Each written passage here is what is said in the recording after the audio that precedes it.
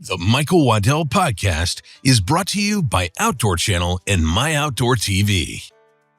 Rock bottom was in the hospital in Roanoke when my wife had finally got there. I woke up to her hand in my hand, and I couldn't squeeze her hand, and I realized I couldn't move my left side.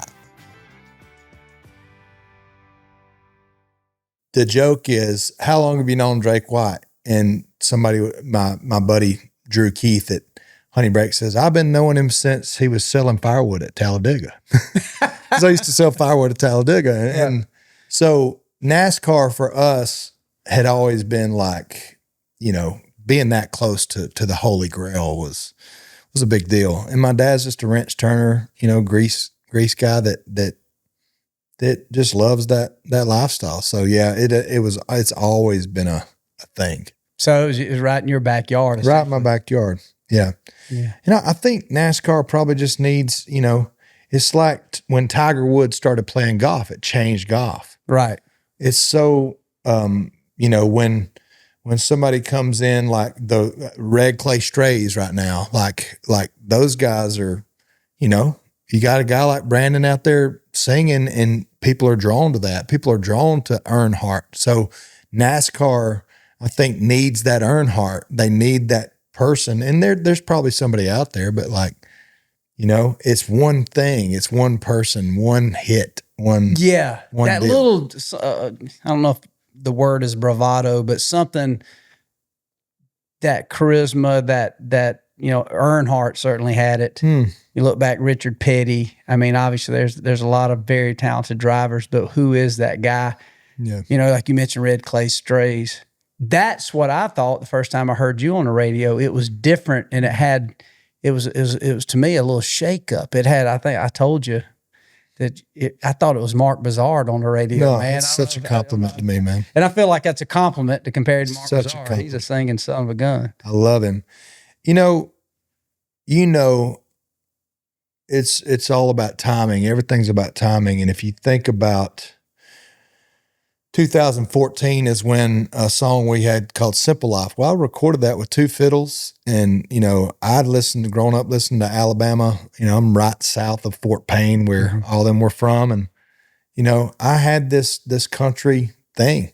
In 2014, a little band named Florida Georgia Line came along, and a little song called Cruise came out, and that song sonically changed the radio for 10 years. And I'm not saying it was good. I'm not saying it was bad. I'm saying it changed sonically the radio for 10 years. So timing for me, it has been I've just been in there and I write songs and I do what I know how to do, and authentically, just go out and do what I know how to do. And that's it. You don't think of that until you said what you said about Florida Georgia Line. You're right. It seems that when something hits and there is a reception to it, in this case, that's positive, whether you like it or not, that's about to be what's going to happen. And so it kind of, that become the route that every other song sounded like another Florida Georgia Line. Is that something that I don't necessarily see that as a positive about the music industry? I'm not exactly, I'd have to think about that. I think it's more just human. Right. We're human. Like we go to the same grocery store, we get the same thing. We know the aisle 5 thing. We go to the same restaurant because we know it's going to be good. We don't like change. So when the industry, what have you learned as a businessman? If you do something and are successful at it, just repeat what you've already done. Very true. Just do it. And that's exactly what's happening. So I don't, I don't fault anybody for it. I'll say again, I never have faulted any, but Florida Georgia Line, I love those guys. And you don't know what's around the bend. You just got to do what you do. And that's what I've always tried to have confidence and go out there and be authentic and write what I know. And that's do it your way. Yeah. That is that is interesting because you're exactly right. The more you think about it, you think about what's on the radio. If it's working, that'll become the vibe or a genre. Mm-hmm. Obviously, could be a whole new style of country music. Yeah. But you're right. It's the same thing. It's like I remember when I was a kid, nobody that was below the age of, probably 40 drank coffee. Yeah. Now Starbucks and coffee shops on every corner. Who in the world did you ever think our dads would pay $10 for a cup of coffee? No.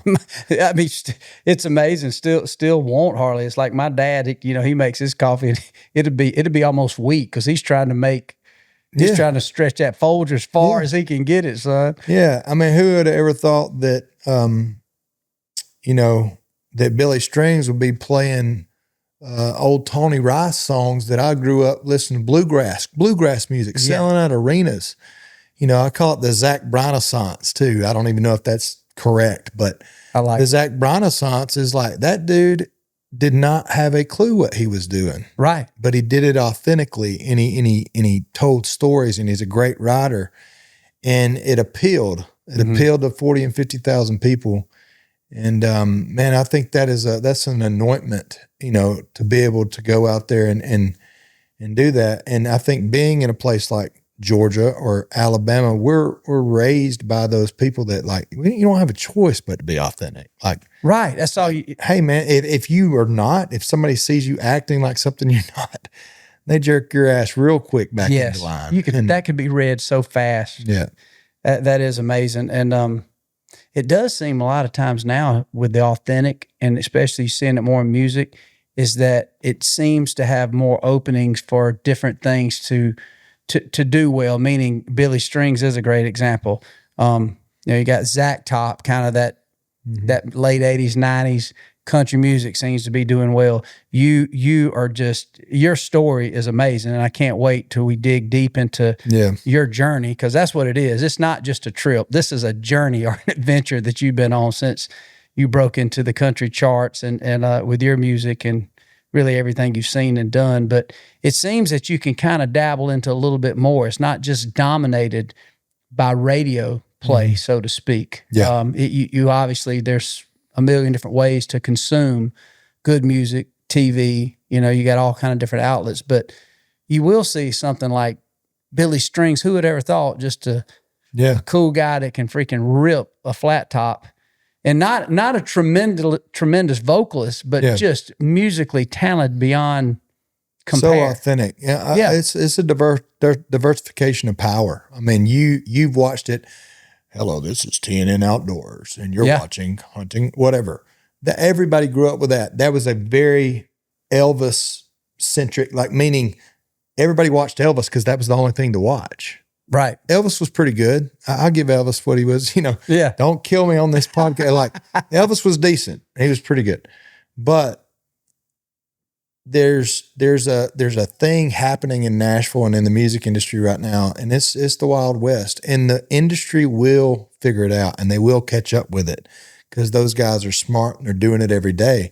But right now, people like me, independent artists coming in that have been through some stuff, I'm 41 years old and I'm just now feeling like, I'm for a long time, I didn't want to get on Instagram and be like, you know what, this changed my life because that was preachy. Well, somebody, I didn't want to preach, but I've been through this, and if I can help somebody not, be more mentally stable, or if I can help somebody not jump off the bridge, or, just show them towards God and show them towards a better life, then why not? Why not do that? And so my life changed with heartache and hardship. And that's just the way it is. The more I read, my heroes, the Roosevelts and, my heroes of Daniel Boone, and watched him discover Kentucky. I love reading old stuff like that. I mean, all those hardships were things that they wouldn't be who they are. You wouldn't be reading about them. And so I thank the good Lord every day that I had the opportunity to go in and be dropped by a record label and be this long form, this scenic route to stardom, if you will, I'm good with it now. Well, it's amazing. Your story, we met in Las Vegas at the SHOT Show of all things. And which is not a strip club. It's not a strip club. But I was telling you when I first met you, later we talked about you coming and share your story on the show here. And dude, I didn't want to fanboy you too bad, but my wife and I, my whole family, we love your music. And like I said, what was cool about it was at the time of where country music was when I first heard you, to me, it was almost different than anything that was on the radio. It just had that blues soul. And I remember always knowing you're from Alabama, I was thinking, well, dang, he ain't far from the Delta over there and that blues. Was that pretty inspirational? Was you always in the blues, or is it just the way when you started playing and singing, it's just what felt natural? I think more of the natural thing. My grandfather was a preacher. My mom and dad, I grew up them singing in church, listening to old hymns, listening to old gospel, and was just always drawn to acoustic, music. My grandfather was a very boisterous, get out there and do it. He's also was a great trapper, great fisherman, great hunter. And, those sounds of nature and those sounds of the relentlessness of the animal that wanted just to stay alive. I think that is the blues. Correct. It is. They're hurting and you can feel that. You asked me earlier why that the blues are not maybe more commercial. And I think that and I responded, and the more that I think about this, I think it's pretty good that the blues is oppressed music. It's people that are hurting, and that's why this life is hard, but it's not going to inspire you to go buy more Happy Meals, right? Buy more trucks, go out there and spend money, and that's what capitalism and the experiment of democracy is. It produces capitalism. I love capitalism. We're all capitalists. Right. But the almighty dollar, is that what it's all about? Is that what you're always pushing to sell more Happy Meals? Right. Well, that's why the music industry is. They don't care they care about the dollar. And that's the reason it is. But to answer your question, I was just born with it. People, it's not hard for me to sing. I grew up playing baseball and football, and that's what I was going to do. And I just grabbed a guitar and was like, whoa, this is easy. Now, how old was you when was you later in life or teenager? Yeah. I didn't really start being serious about it till 18, 19. I had a sister that was 2.5 years older than me. So you're quintessential. When I was 15, they were 17, and I wanted to kiss the prom queen. So like, I know how to play a guitar. Like I can play, I can play Nirvana. I can play Pearl Jam on this thing, and Lightning Crashes or whatever it was, and so it started out as that, and I always had a musical rhythm. I was always tapping and clicking and popping, and I was always writing stuff down, but it was kind of like I didn't want to be made fun of for writing my feelings, but I could feel everything. Like a poetry almost. Poetry. Yeah. And being outside, I would be drawn to the Faulkner-esque ways of, those outdoor riders in Field and Stream, like listening to the elusive whitetail crunch on the leaves as the frost. All that stuff was just so intriguing. And as it is to you, I hear you. That's why I was drawn to you, is because, and people like Steve Ranella and that stuff, because they're poetic in their delivery. And so for me, I was always just drawn to music and rhythms. And I tell anybody, if you can teach a kid how to play drums if he or she's good at music, because if you can play anything in rhythm, it's going to sound pretty decent, Very true. Rhythm's everything. Very true. Yeah, especially if the bass and the drums are off, I don't care. Eddie Van Halen ain't going to be able to hit a lick much, is he?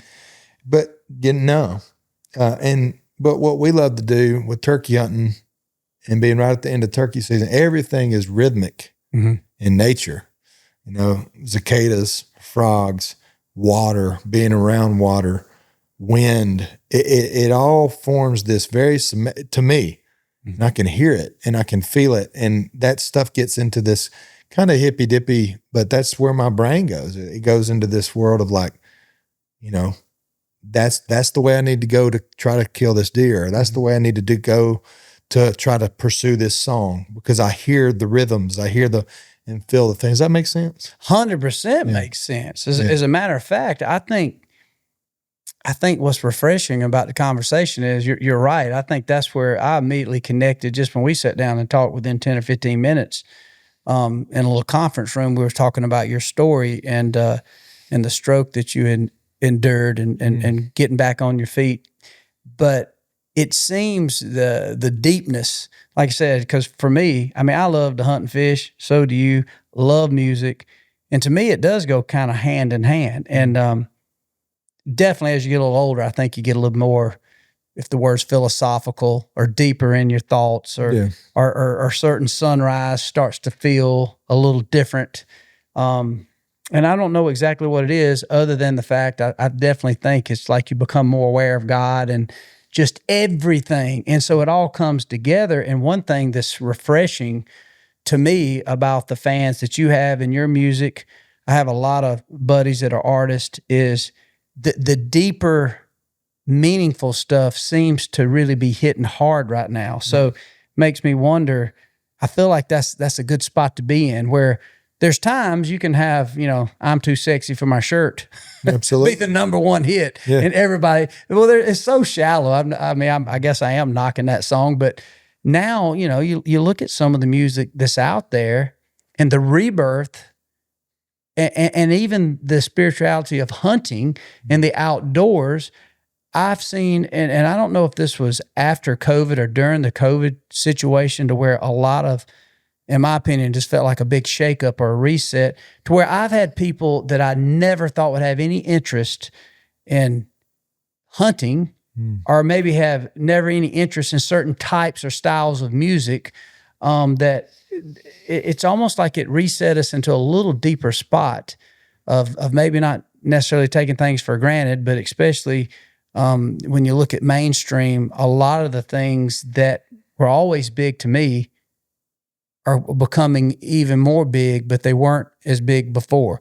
I think the outdoors and spirituality and all that stuff, there's a deeper connection now. And I don't know, I like I said, I don't even know where I'm going with that in this rant, but to me, it does. You said, right, it all connects. That's why we have to be thankful. That's why I try so hard, and it's hard, to be thankful for the hardship, to be thankful for the struggle. I'm so thankful for going through the stroke, and we'll get into the full story, I'm sure. But like, I heard you say this maybe on Joe Rogan or something, but I had people call and ask me if I could teach them how to hunt. I was like, well, that's a lifelong pursuit, but you know, sure. You want to come hunt? And I watched the Theo Von thing with you, which is hilarious. But it's like, you know, we are hunters, and that's part of my story. Like, hunting, we're supposed to be out there, and it is less of it's a newer concept to not hunt than it is to hunt. Like when I tell my New York and LA friends that we hunt, you know, and 5 years ago, they're like, what, you hunt? Now they're like, oh, that's cool. Does it seem to be more intrigued right now? It does, because of that saying, and I'm going to botch it, but I'll try to nail it. Tough men, tough men make easy times. Easy times make weak men. Right. Weak men make hard times. Hard 100%. Times make, and it's so true. It's a cycle. And we just went through a hard time. I mean, I lost grandparents. I lost a lot of people. Almost lost a brother-in-law, and you know, my brother-in-law is the one that put the game camera up that I saw the deer that I'll tell you the story. But these hard times, me learning how to walk again at 35, me seeing angels in the corners of the room, me seeing a bright light, and I didn't see Jesus' face, but I saw the light and felt And it was the most peaceful thing ever. That hard time, that grit. Now, when something happens, when I don't get a song placed where I want to get it placed, or where I don't, when I have to cancel a show like I did recently, like it's not that big of a deal. I still get pretty pissed off because I'm competitive, but it's just really not that big of a deal when you go through those type of tough times. Yeah. What do? We write about it. Just write about it. And that's what I'm trying to do. And I don't know if I succeed every day, but, I think I hit 300 maybe. So I just try. Exactly. Well, speaking of that, take us through that, Drake. I mean, at the beginning, obviously, we were sitting there talking with Drake White. You've heard tons of his songs on the radio. You have a huge fan base in your music, but you were kind of pretty much had the tiger by the tail. So obviously you got into music, things are taking off. And so tell us from that point where you were at to this whole journey that has led you down of saying all and talking. Basically, it's basically a witness. It's amazing, your testimony of what you went through and endured. Yeah. This is a bit of I love these long form conversations because this is where, you have to have this amount of time to tell this story, but, super competitive, felt good opening up for Zach Brown. This is like 2016, 17. I've got a song, Living the Dream, that's like maybe top 10, top 12, something like that. I've got Making Me Look Good Again's #1 at SiriusXM, and it's going up the charts. And everything seemed to be going good. Zach and me had become friends, and I was going back on tour with him. But I had been dropped from my record deal, which is just how the music industry goes. You go out here and you think everything was flying high, and it was, but I was excited about that freedom. So I'm about to go as an independent, about to go back out with Zach and have these records and have this fan base. Cause everything I've always done is just so I can play more live music and create that Jimmy Buffett, Grateful Dead country thing that I always wanted to do. Anything that could help that sell a ticket for me. So I got a headache. In January of 2019. And not a hangover type thing. I've had plenty of hangovers. I'm sure you have too. And it wasn't that. Yeah. So I go get an MRI. MRI comes out, and there's a lime-size mass behind my right ear. That lime-size mass is called an AVM, arterial venous malformation. And it was giant. It was a big one. And the good news was that I was going to be able to embolize this, but it was going to take 7 to 8 embolizations, which is a process of going up through my femoral artery up into the back of my neck and squeezing this AVM full of this stuff called onyx. He could do it about once every 6 weeks because your brain didn't like a lot of change, but it would take a little bit of change over a course of a long time.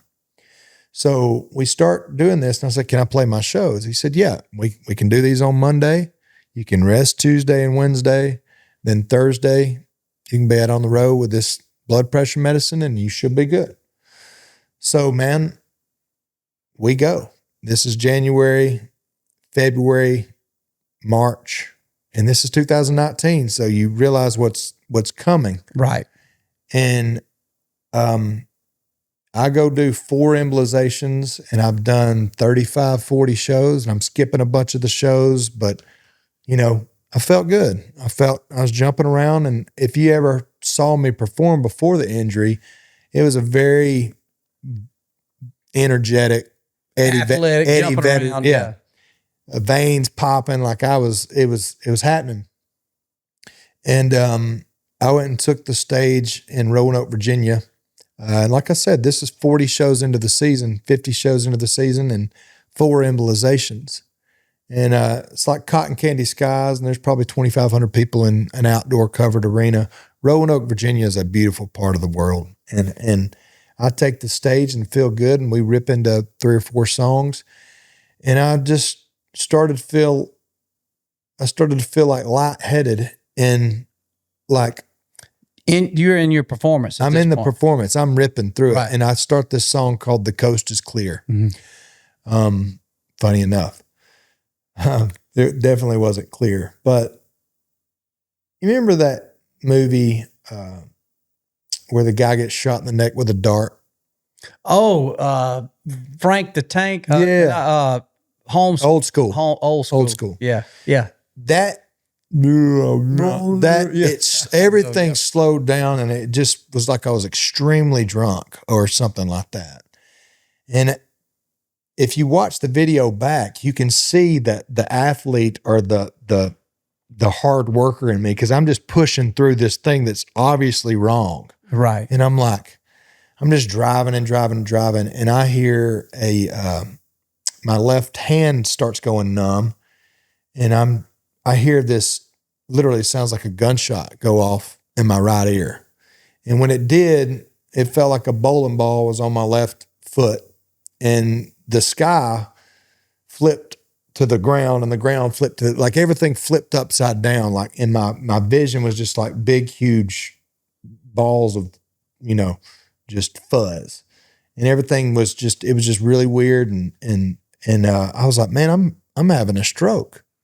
I'm having a stroke. This AVM's ruptured. The 1% chance, they gave me a 1 or 2% chance of it rupturing. Are you conscious enough to thinking, oh yeah, this is what's happened based on your medical potential? Very conscious. And I got to get to a hospital, man. I've got, where's it at? So they pulled me off the stage, and it was such a blessing that I was on a stage with an EMT watching me, and 3 miles away, there was a trauma 1 level hospital. Wow. So they rushed me to the hospital, and it's similar to Vanderbilt. It's a student.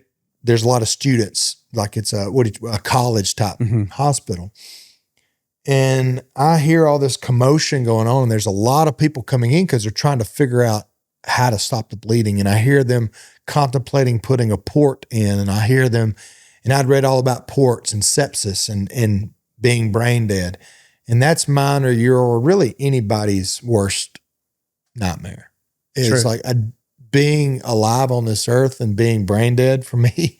Yes. Is just like, and so I just started praying, Lord, if you will get me, just when you breathe, you are making the sound. In my head, I'd learned that you're making the sound of Yahweh.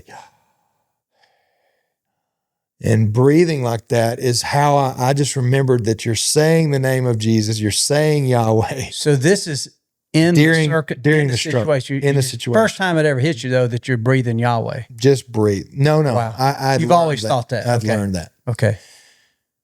Just breathe. Right. You're alive if you breathe.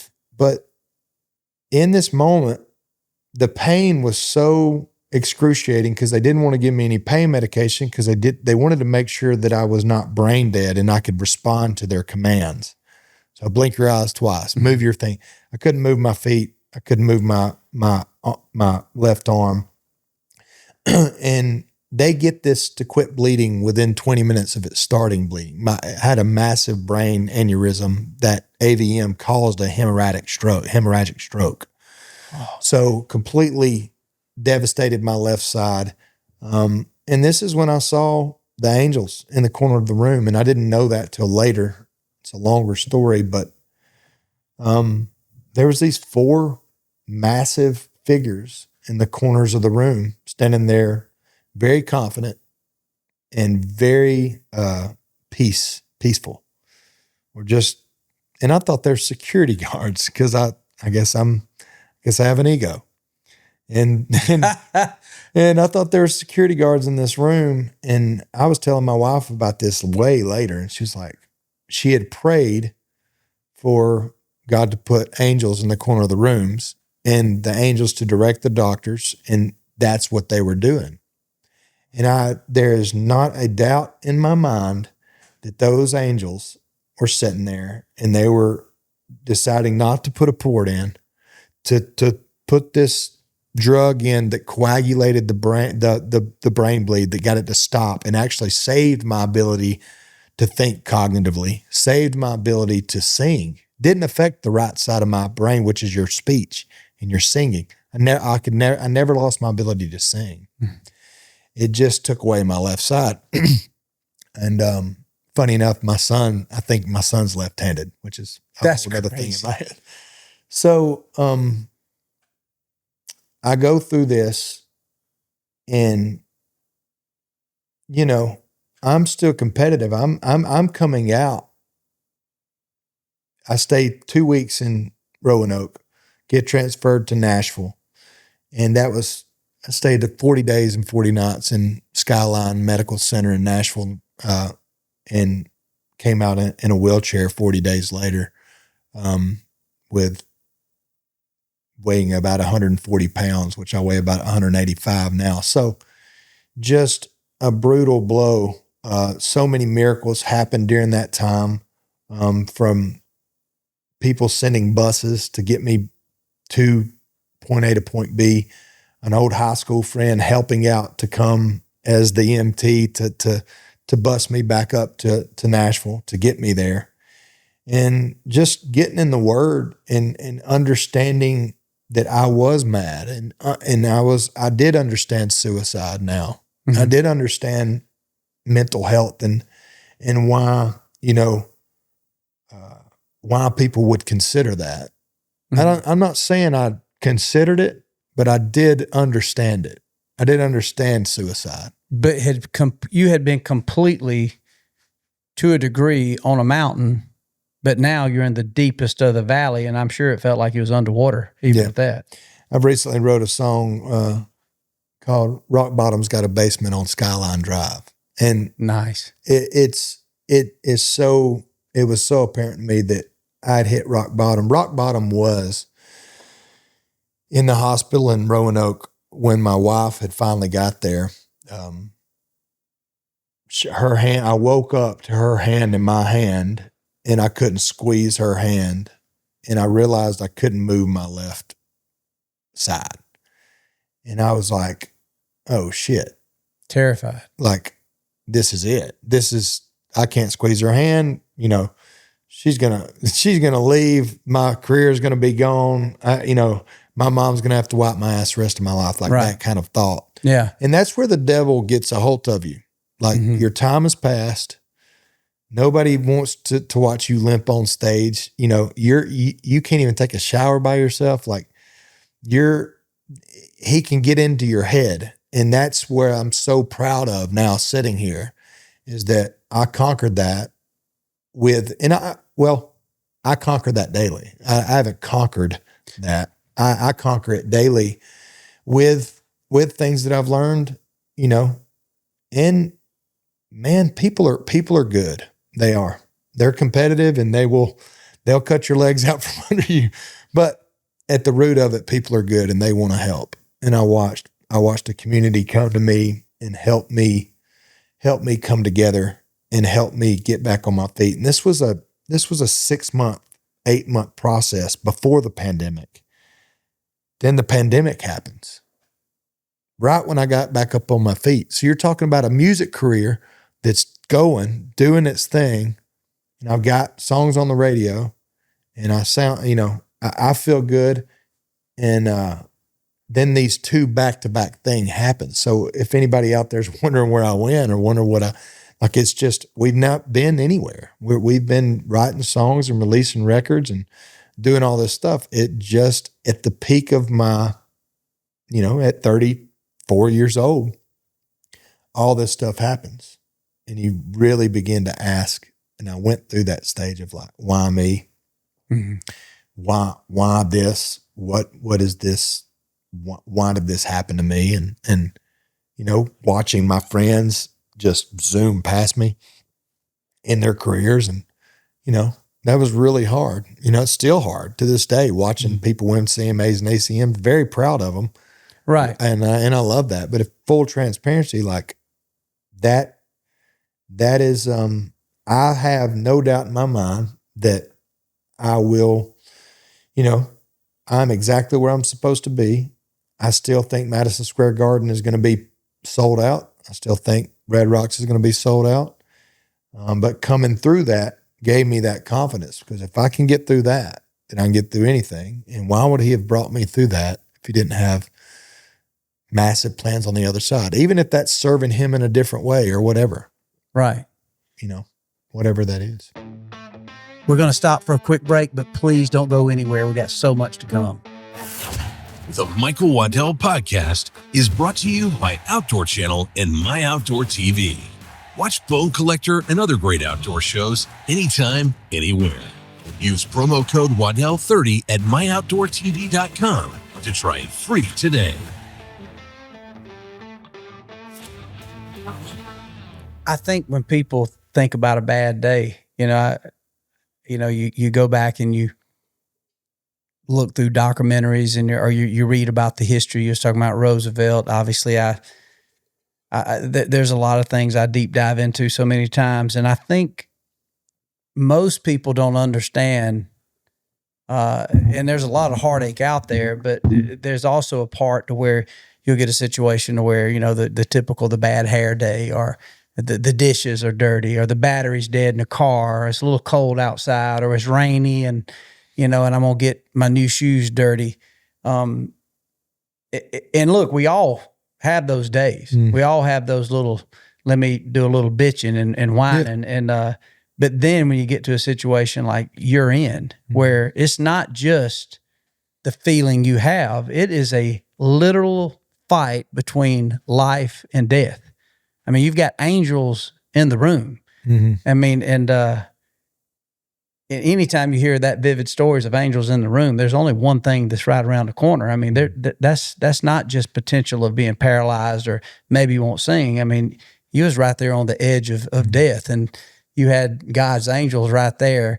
And to that point, to where you're at now, basically saying, listen, Drake, you ain't going to be a victim. You're going to keep rocking. You're going to keep going. You're going to keep writing your songs. You're going to keep touring. You're going to keep getting the word out there. And it seems like there were so many little signs that he put in your life. I know we talked about hunting. Hunting was one of those things that was almost these big bucks come in the form of an angel. We're going to get to that. Oh, man. It's just like it's so many cool stories you got with that. And in one way, if there is a blessing, is to think that all this happened to you right before COVID, which was the ultimate time to reflect. It's like that was a time was it Buddy Holly and Richie Valens and all that day, the day the music died? It seemed to me the music, at least live music, completely died 2020 and 21. Because, if you was playing on your front porch with a banjo and a six string, then, a lot of people were saying you was trying to kill people because you was having a gathering and playing music, which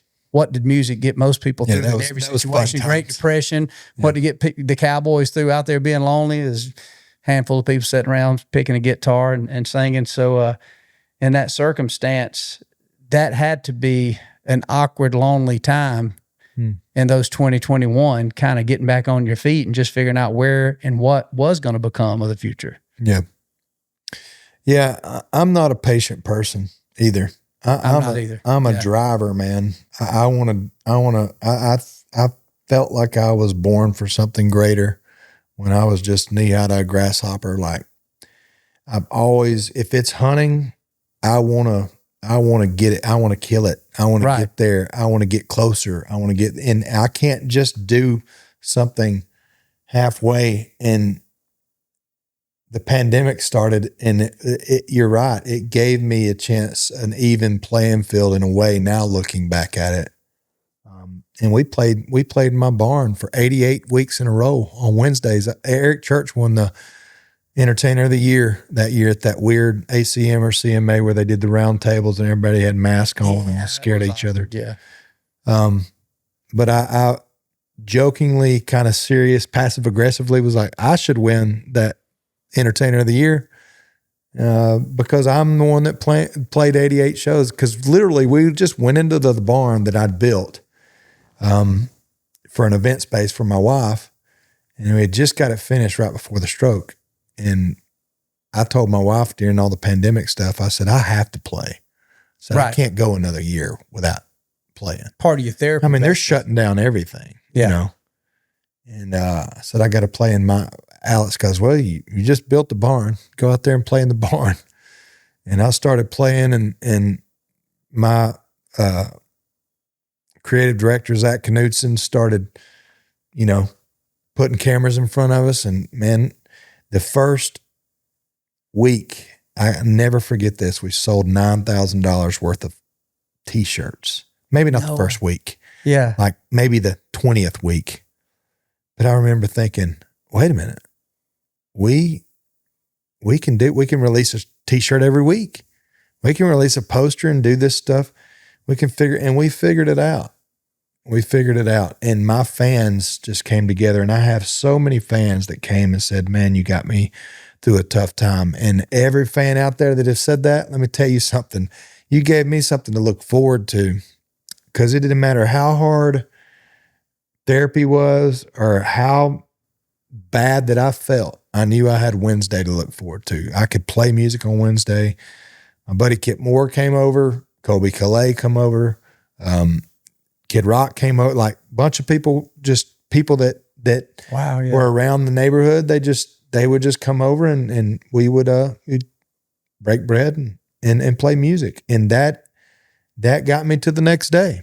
And that's the whole thing. The whole really reason that me and you are sitting here is because you're a storyteller and you love great stories. But hunting for me, I guess we can just jump right into this, can't we? Oh, dude, yeah. I mean, I think so. I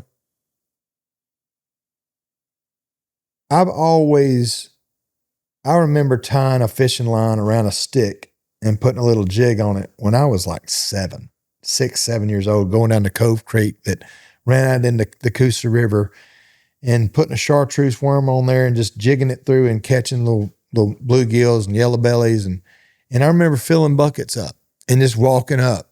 And I remember trapping rabbits. And I remember I was just always infatuated with this like Huckleberry Finn style of freedom. Mm-hmm. Just like get me into the woods where I can feel normal. Because I never wanted to go to Vacation Bible School. I damn sure didn't want to go to school and sit in a line.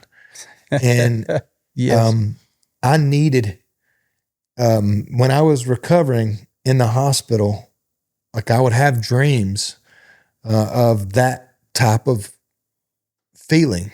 Just that Tom Sawyer, Huckleberry Finn. That frequency of like the freedom of like that next corner and that Tom standing in the middle of the road, or the cane next pole, corner. Brown fishing, just whatever. Yeah. And I'm in a wheelchair and new tennis balls on the walker type thing, sitting in the corner. Alex's brother, my wife's brother, is awesome. Jimmy, shout out to Jimmy Mize. And Jimmy goes, let's put up a cell cam, down in the hollow down here. My house has 4 ridges that come into one right behind the house. Mm-hmm. And about 2 miles from it is a state park. And we put that game camera up reluctantly. To me, I was like, well, I can't climb a ladder stand. I can't walk. Mm-hmm. Oh, let's just do it, he said. Put it down there. And 2 weeks, I checked it every day, every morning, every day. That was like your ritual. It was my thing. I'm in a wheelchair. So I'm like looking at it. I kid you not. 2 weeks goes by and a 175-inch deer pops up on that camera. Holy cow. And you know what that does to a man. Oh, yeah.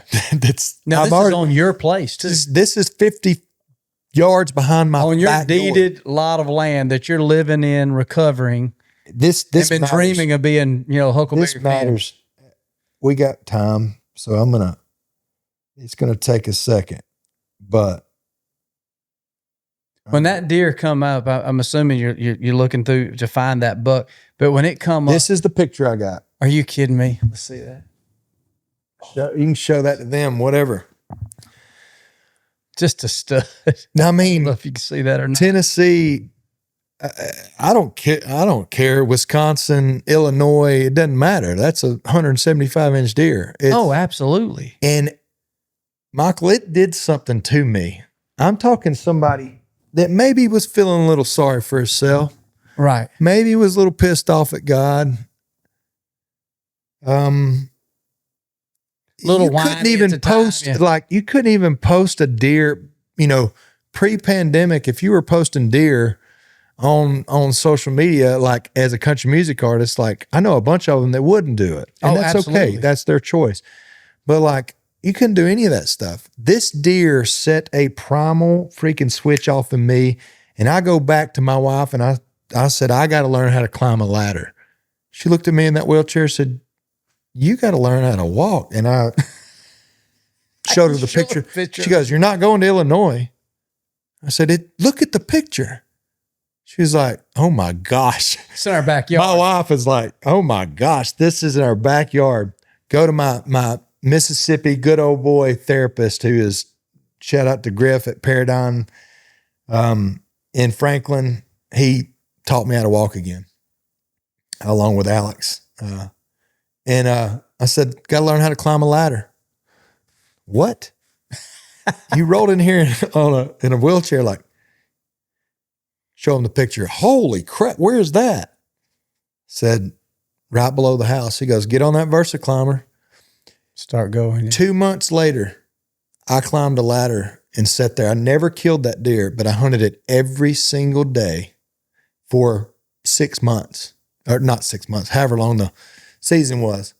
And I'm telling you, I went back to my neurologist and he goes, what in the world have you been doing? So immediately when you went back to him and he saw what you was capable of doing. Just walking, just being able to go. Yeah.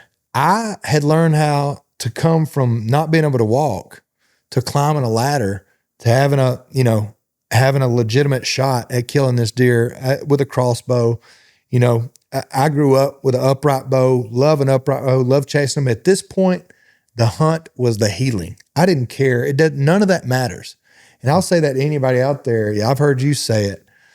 30-06 to a stick and a string, like it doesn't matter. At this point, man, it was healing me, dude. And I go in. A lot of this stuff's placebo. They talk about. You've heard about the placebo effect. And it doesn't really matter. If you believe you're healing, you're healing. I believe that. Well, I got up in the morning and had to go after this deer, had to keep going after this deer. And I tracked him through OnX, to this place. And turns out one of my songwriting buddies, Kim Pence, they had just bought the property on the other side of the state park. And I was allowed, they let me hunt him on the other side. Never killed him. But I go into the neurologist. What have you been doing? You look great. Yeah. Oh, I've been hunting. You've been what? I've been hunting. And I'm not saying the neuroplasticity charts like you could see, but there was significant growth of neuroplasticity around that lesion. And I promise you, I believe it was because that deer showed up in my backyard. I can believe that. And I was a provider. Mm-hmm. I was a hunter. I didn't need somebody to help me use the bathroom. I didn't need somebody to help me shower. I knew how to walk. I knew how to climb. And like I said, I killed a really good deer that year. Didn't end up killing him. But we documented the whole thing. We got a bunch of great partners involved in it. And we're going to release this documentary August of 2025. I can't wait to see that. I did see some clips. Yeah. And it was pretty amazing. And even hearing your story, sitting here now, it's I don't know. There's a lot of takeaways. One is the good Lord's, Sackett is you going through these hard times, like I said, you're either going to stay on the ground or you're going to get back up. Obviously, you chose to get back up. But then one thing that is clear, and I believe this, and I can tell you're that type of man. I believe in manifestation to a degree. I mean, that sounds pretty crazy and like you got to smoke a lot of weed and get on some LSD to get to that level. But I've always thought the power of positive thinking. Like you made a comment, you always thought you was destined for big things. Some people could look at that and say, oh man, that guy thinks a lot of himself. I don't believe that at all. Because I remember even way back before there was even outdoor television shows, I'd always kind of envisioned myself like, kind of talking about the Huck Finn, I'd always envisioned myself hunting for some reason. Like, I don't even know that they had a camera to where you would, I'd watch the Fred Bear and stuff like that. Yeah. But I just believe that positive thinkings and those dreams and those things and visions you had about, I'm going to get in this tree stand, I'm going to hunt this buck, or I'm going to be on the radio. Yeah. I just believe that so many times we stand in our own way of our own destiny by just having so much doubt. And you're such a positive person and a driven person that it's really cool to hear those stories of seeing where you were on that mountain, where you went, the power of this deer, but constantly you're thinking positive of the opportunity that could exist that you might even see this buck, but it led you to a higher ground, it seems. Yeah. And I love you for that. Like I've heard you say it a million times, and I think we're birds of a feather because of that. If you believe you're healing, you're healing. That's what I said earlier. Like I am from a town of 3,700 people of Hoax Bluff, Alabama. Like I watched, Alabama. I watched these people, Hank Jr. But it doesn't matter where you're from or where you're at. Like if you believe that you can do it, yeah, and it's such a cliche, but I mean, I'm not the most talented person in the world. I have my gifts. You have your gifts, but man, I just watched this whole thing of going up and going down. Why me? I know exactly what's going on. If I claim to be a hunter, if I claim to be a troubadour, if I claim to have the toughness of Merle Haggard, what a better example. You got something to live through. Correct. You got another day to get up, and you've got something to prove, meaning like you write the book about that and you live through all this and you get through and you help people. Just imagine your mansion in heaven. Imagine the number of people that are going to possibly hear the gospel because you've lived through this. Then why would I sit here and be a victim and not climb the tree stand? Why would I say, well, that's just for somebody else now? No, now I've got a son and a daughter on the way. Now I've got to teach him, to live, about the cicadas and about the rhythms and about the things. Because I had somebody that taught me how to trap and taught me how to get out of a trap. And I just think it's a good life, man. I think there's way more good people than bad, and I think there's way more good than bad. And I think that angels are real, prayer works, manifestation works. I think Jesus is Lord, and I think I'm happy to be doing it. There ain't nothing you said I don't agree in on that, and I not only believe in what you said, I try to live by it. And like I said, it's hard because, no matter what it is out there in life, there's plenty of, it's easy to get your foot caught in the fun wheel. It's easy to get your foot caught in self-doubt, insecurity, could be sloth or just simple laziness at times. But when you have those things going in your advantage and you can walk out, it's amazing. You and I talked a little bit of this when we first met.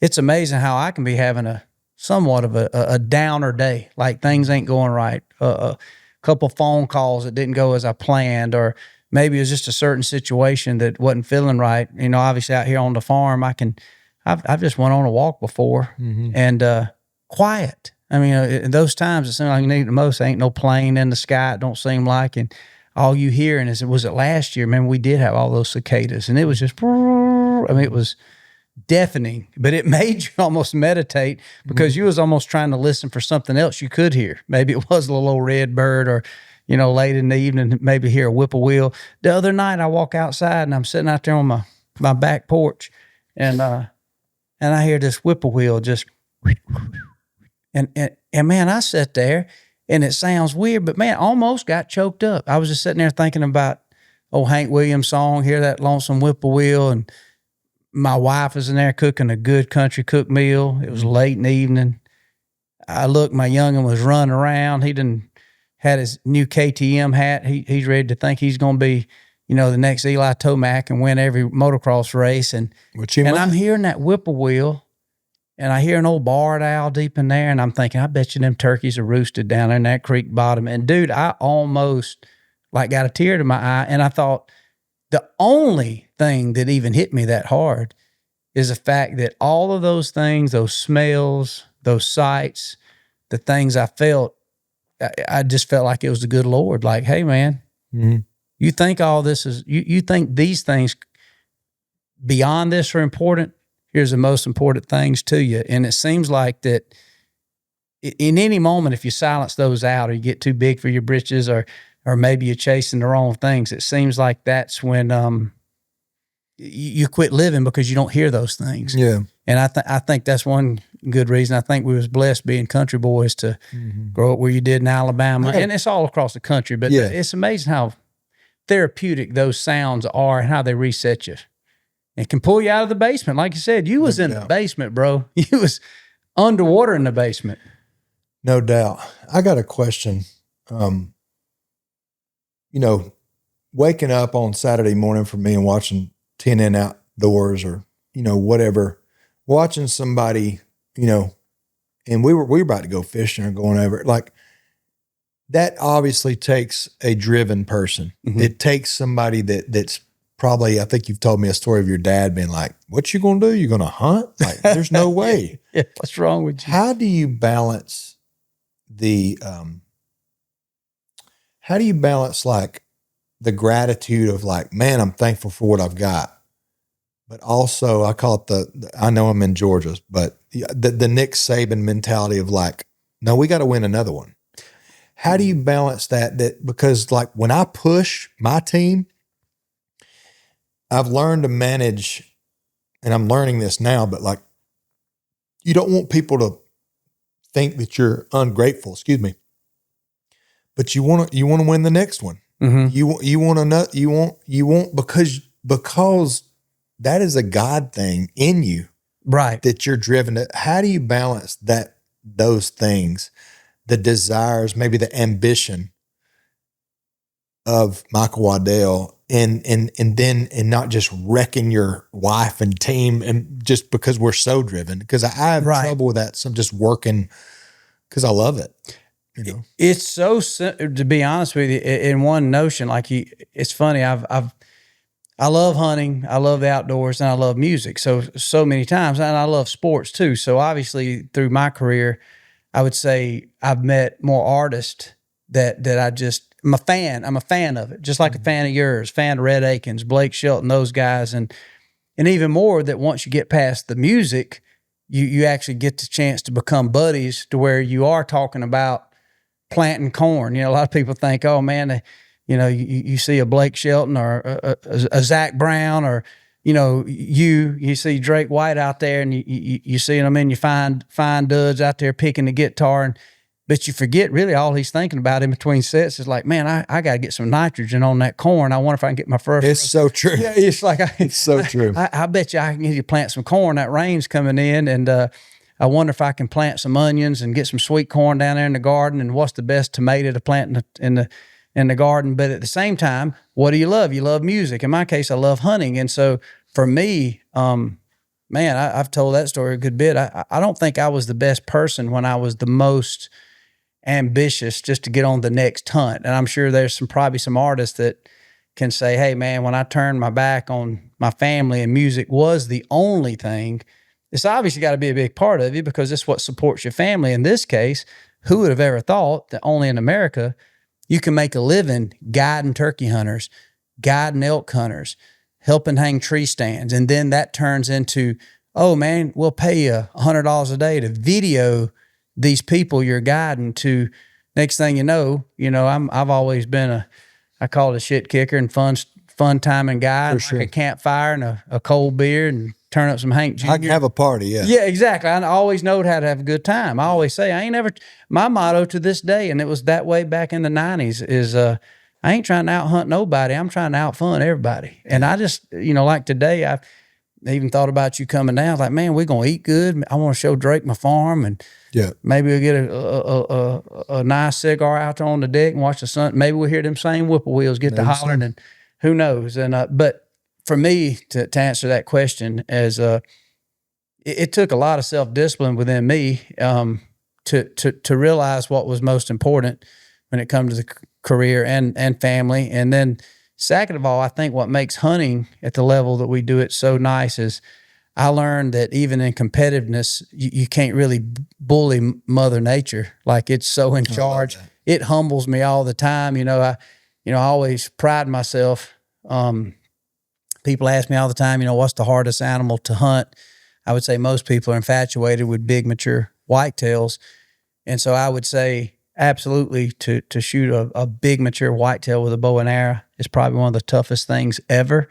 However, what makes it tough is what people don't like is the fact that it does take some luck. It takes some strategic luck because you have no power or control over it. Mm-hmm. So therefore, I catch myself enjoying hunting turkey and elk more because I can identify certain in cases of elk, because it's got the racks like whitetail, and then I can hunt them, but I can have an offensive approach. So I really love that because I have more control over it. Where whitetails, you have some control based on trail cameras and technology that we have of understanding a little bit of their movements and kind of drawing a battle plan. But at the end of the day, you got to get pretty damn lucky to get a big mature whitetail that is there to show himself in daylight hours, to get within 20 yards without smelling you and getting a good shot on him. So there's a lot that's got to come together. So I still consider that the hardest. But I've just, overall, I've learned that everything that I do is based on kind of nature and what's natural and what am I learning from the woods. And so therefore, it kind of put me in a good spot of what we're trying to do our shows, in this case, Bone Collector, where you don't push it. You let it come to you. When it's time to sit back and relax and enjoy a campfire, that's what you do. When the weather breaks and it's time to get out there and hunt all day, you do. And I just think, like you're talking about, the sounds and rhythms of nature, if people will slow down and just listen to them, that's good. I don't care if you're an athlete or you do what I do for a living, it'll bring you back in and bring you back home. And I see that, and I've seen that a lot through a lot of my buddies that I've met that have really done well, that have really just exploded into the mainstream, that have relentless opportunities, but all of a sudden they feel like they're in a jail cell because they can't go out in public. Yeah. They're recognized. It's a constant meet and greet. Everybody's got a phone. Everybody's got a Snapchat. So the first off-color joke they tell, it's up. TMZ's grabbed it. Any little altercation is captured. And so I think one thing I've been able to tell them is like, hey, man, if you want to get away, you just need to jump in the truck and come with me. And every time, from writing a song to just getting away, whether it's a comedian, whether it's an athlete, you can get out in the middle of nowhere and just let Mother Nature talk to you. And so for me, I'm no different really than you and what you went through, even in my hardest times, which I've been in some pretty tough spots too. Everybody has. Nobody's new to it. Matter of fact, I almost got canceled, if you can get canceled in the hunting industry, because I said I didn't believe in white privilege. And the reason I said that is because I don't think nobody's privileged. I think everybody has good luck, and I think everybody sometimes goes through some bad times. But in reality, nobody is privileged to the point where you're not immune to a heartbreak or losing a loved one, or to the one thing we're all guaranteed is we will. The wages of sin is death. We will die. So you might not even believe in God, but guess what? I believe in the fact that I know that I have really no uncertain. I have no. I'm certain of the fact that one day I know I will not be here. And so in that, you just live your life to best your ability, and you realize that you take opportunities. There's days, there's minutes that we have privileges, and every day it's a blessing. Yeah. But nobody's immune to the potential of what you went through. And when you're sitting talking to people, so many times we don't even know what people have been through. And I think most of us do a great job of masking it, and especially us dudes. Dudes are the worst. And I'm glad we're this way in one way, but when's the last time you walked up to a buddy like, what's been going on, buddy? I ain't seen you in a while, Joe. All good, man.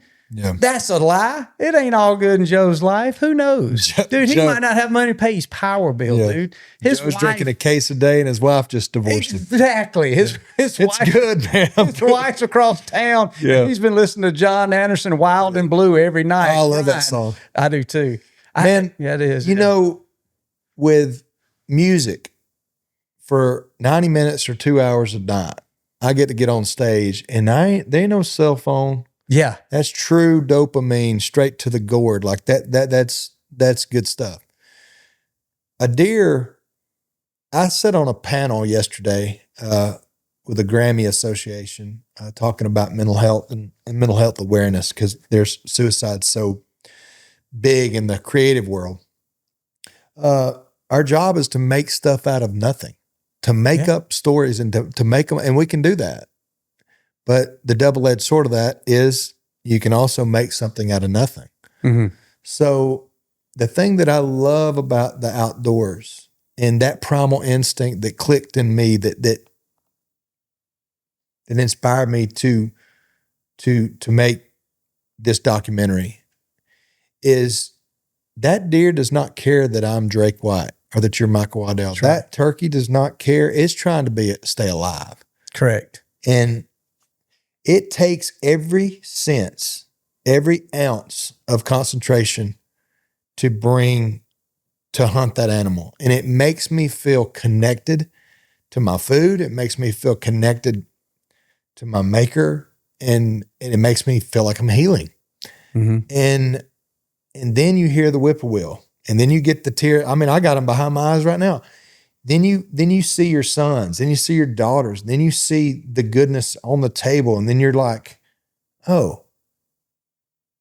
But yesterday in that Grammy thing, the therapist, we had a therapist in with us. He was talking about the simplicity of looking at the stars. Have you ever heard of light therapy? I have not, no. Well, it sounds like some Hollywood dudes calling our good old we're just stargazing, light therapy. But I can get behind this. I'm going to botch this, so you can quote me if you want to. But like the nearest star closest to us is like 7 or 8 light years away. That means that light that leaves that star took 7 years to get to your eye. So when I'm having a bad moment, or I'm trying to figure out why my wife, whatever it is, I'll go out and I'll look up, and my backyard is just full of stars most of the time. And I just remember that nearest star is 8, 9 light years away. Hard to fathom. And like, we're going through this, spinning through this world, unless you believe in flat earth, which that's another podcast, but it's like, it's such a small thing. And like, if you got a little Honda motorcycle and you got a son and a whippoorwill over here, and like, you got that little bitty ray. My son's 2.5. It was just yesterday we had him.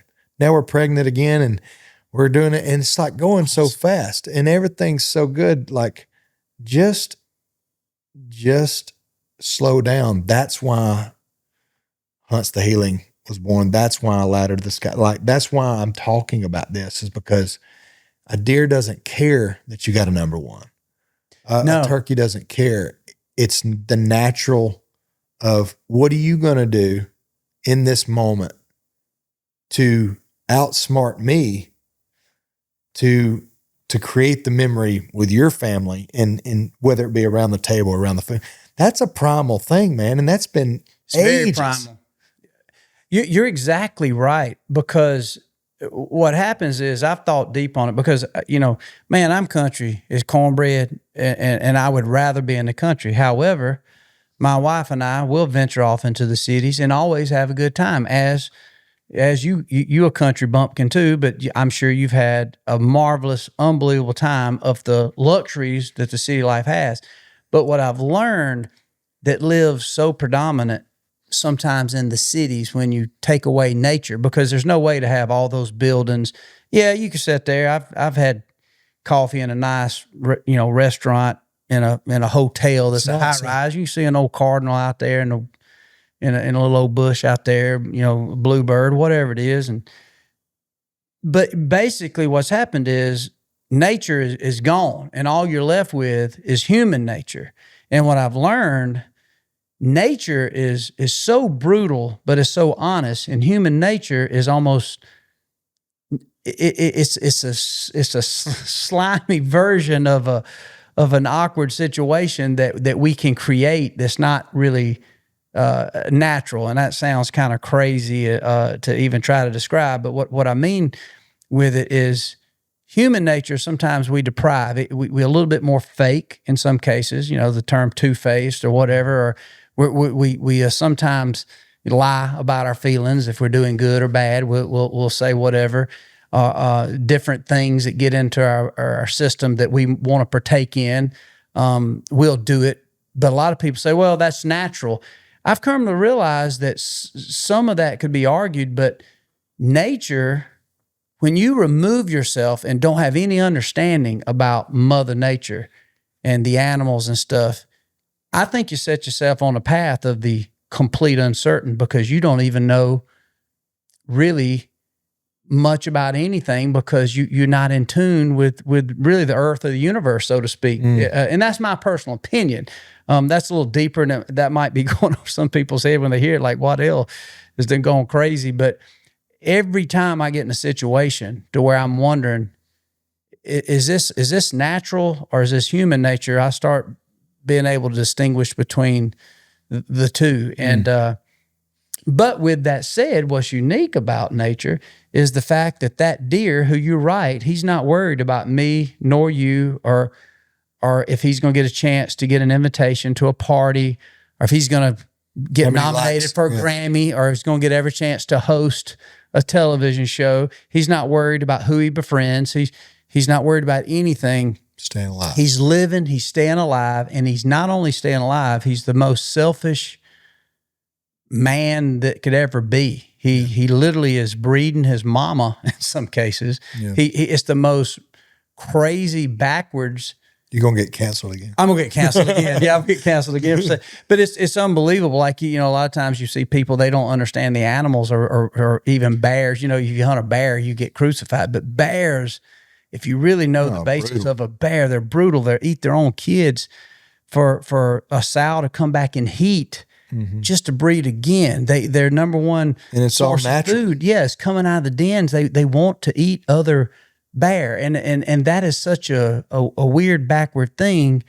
They're not worried about anybody posting anything on Facebook. I mean, they'll do the most horrendous things. So there's no way, in the same token, human nature, we can't compare, an animal to a human, because and when these people, these really crazy sadistic people that go off and do these crazy things, sometimes we compare them to the animal. Yeah. They were the dog, they were the animal, they were the bear, they were the wolf. And but most of us have a conscience and have an understanding of the moral compass. But nature, there's certain things they don't do, but there are a lot of things they do. And matter of fact, it's what makes you a good hunter. When you start understanding what that turkey's thinking when he's gobbling, I mean, he's thinking two things. I'm kind of hungry and I'm horny. Yeah. That's it. And I could get pissed off if I see another gobbler in my area. Yeah. It's not much else outside of that. And I like that. I like that black and white thing. Yesterday I was cutting grass. It's something that I love to do is cut the grass. I've been in a spot where I had to cut my grass. I've been in a spot where I could pay to cut my grass. And now I like to cut my grass because the lines are in the yard and I can see something immediately. I did. It's like, man, that looks good. but I was cutting grass and they were talking about the AI stuff and the simulation. Like, are we living a simulation? Are we this or are we that? And they were talking about Elon Musk saying that there's a very slim chance that we're not living in a simulation of some. And I've had people talk about like, that's pretty interesting. Talk about like they think that they're living in a simulation. Like, and that in the next 10 years, next 5 years, we're going to be able to literally feel the sand underneath our feet of D-Day and relive D-Day. If you want to go, play these war games, like you're going to be able to literally simulate any scenario that you want to simulate, whether it be kill that moose behind you or whatever. And I'm just talking at this point. I don't know where this is going other than like, I think it's very important for me to have the whippoorwill conscious. Yeah. To have the thing of like, go for that walk, to go sit in a tree stand. I told you earlier, I'd rather sit in a tree stand now than a blind because I like being by myself now because I'm a extrovert that's recharged by introversion. Mm-hmm. So like, I think if we can do more natural things, and you can feel the pull back to people wanting to go fishing more, to wanting to go to Montana. That's why Montana, other than the Yellowstone thing, I think Montana people are drawn to that because it's wild, it's natural, it's a wildness to it. Can't control it. People are afraid of that. They're afraid of like, am I living a real life? Am I really living I can promise you. You go out and you chase an animal, you chase a whitetail, that's a reality. 100%. And you could get ate by the grizzly that's trying to come around the backside of an elk and eat it. And you could get in the way of it and its cubs and it could eat you. And that's not a simulation, brother. You're going to die. Right. You're living it and you made a choice to be out in there. And you're exactly right on that too, because when you're out in those environments, there is a connection. I think I just got through watching, speaking of Taylor Sheridan, my wife and I just got around to watching 1923. It's great. It's sad. Oh man, it was crazy. Matter of fact, I think I know where old Riley Duckman got his look. It was old Spencer. He's kind of looking dude. Yeah, he is. I kept waiting for him to play a guitar. I thought it was O'Reilly Green in there playing that role. But anyway, when you think of that, everybody I think has a part of yearning for the wild, mm-hmm. And some people. One thing I've always thought that was pretty ignorant of people who think of it this way, and it's getting to be less and less. Is this is only for the rednecks. This is only for the hillbillies that get out there and hunt and fish. And mm-hmm. I think there's so many cases a false sense of reality of what it is to go out and hunt a deer. Obviously, mm-hmm. it's not easy. Yeah. And so therefore, look, who was the most revered people in the tribes? It was the hunters. The hunters, yeah. Look at the Indians, the warriors and the hunters. They were the most revered in those tribes, in those different For places. sure. And, when I think we talked a little bit about The Revenant, just from a cinematography standpoint, and being a writer and writing and seeing people, and the writing's gotten, mm-hmm. it's good. It's gotten really good. We watch the industry of the outdoor industry, and I watched The Revenant, and I had this strong desire, and I had a lot of meetings with my people of like, I want to bring a Spielberg level, and I know everybody talks about money right off. Well, that's $1 million, Well, is it? No. What lens did they use to shoot the bear attack in The Revenant? What lens did they use? A Sony 74, blah, blah, blah, skip it, whatever it is. Yeah. Well, can we not rent that lens? Well, we could. Well, I'm an engineer. I graduated from right over here at Auburn and, love that or hate that, whatever. Like, I'm a solution-oriented person. And to me, I think the first step would be rent the lens. Let's shoot this hunt in I think The Colonel and the Fox is a great documentary of the turkey. I love it. No matter if you were a real tree guy, mossy oak, it doesn't matter. You have to be a fan of that. Right.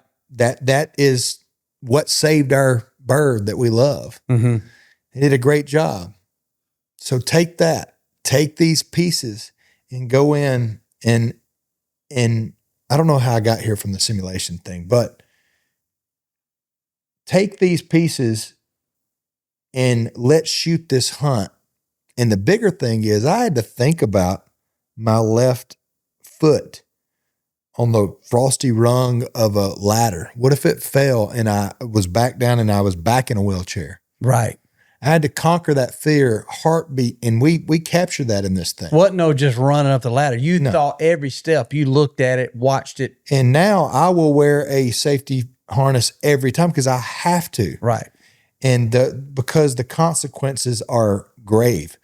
All right. So for me, we captured all that with this. And I guess I'm bringing it up because if we want to do something, you got to figure out, what we did, our ancestors, what Daniel Boone did, what all these people, if you're wanting to hunt, if you're wanting to do economics, you're going Warren Buffett, check him out.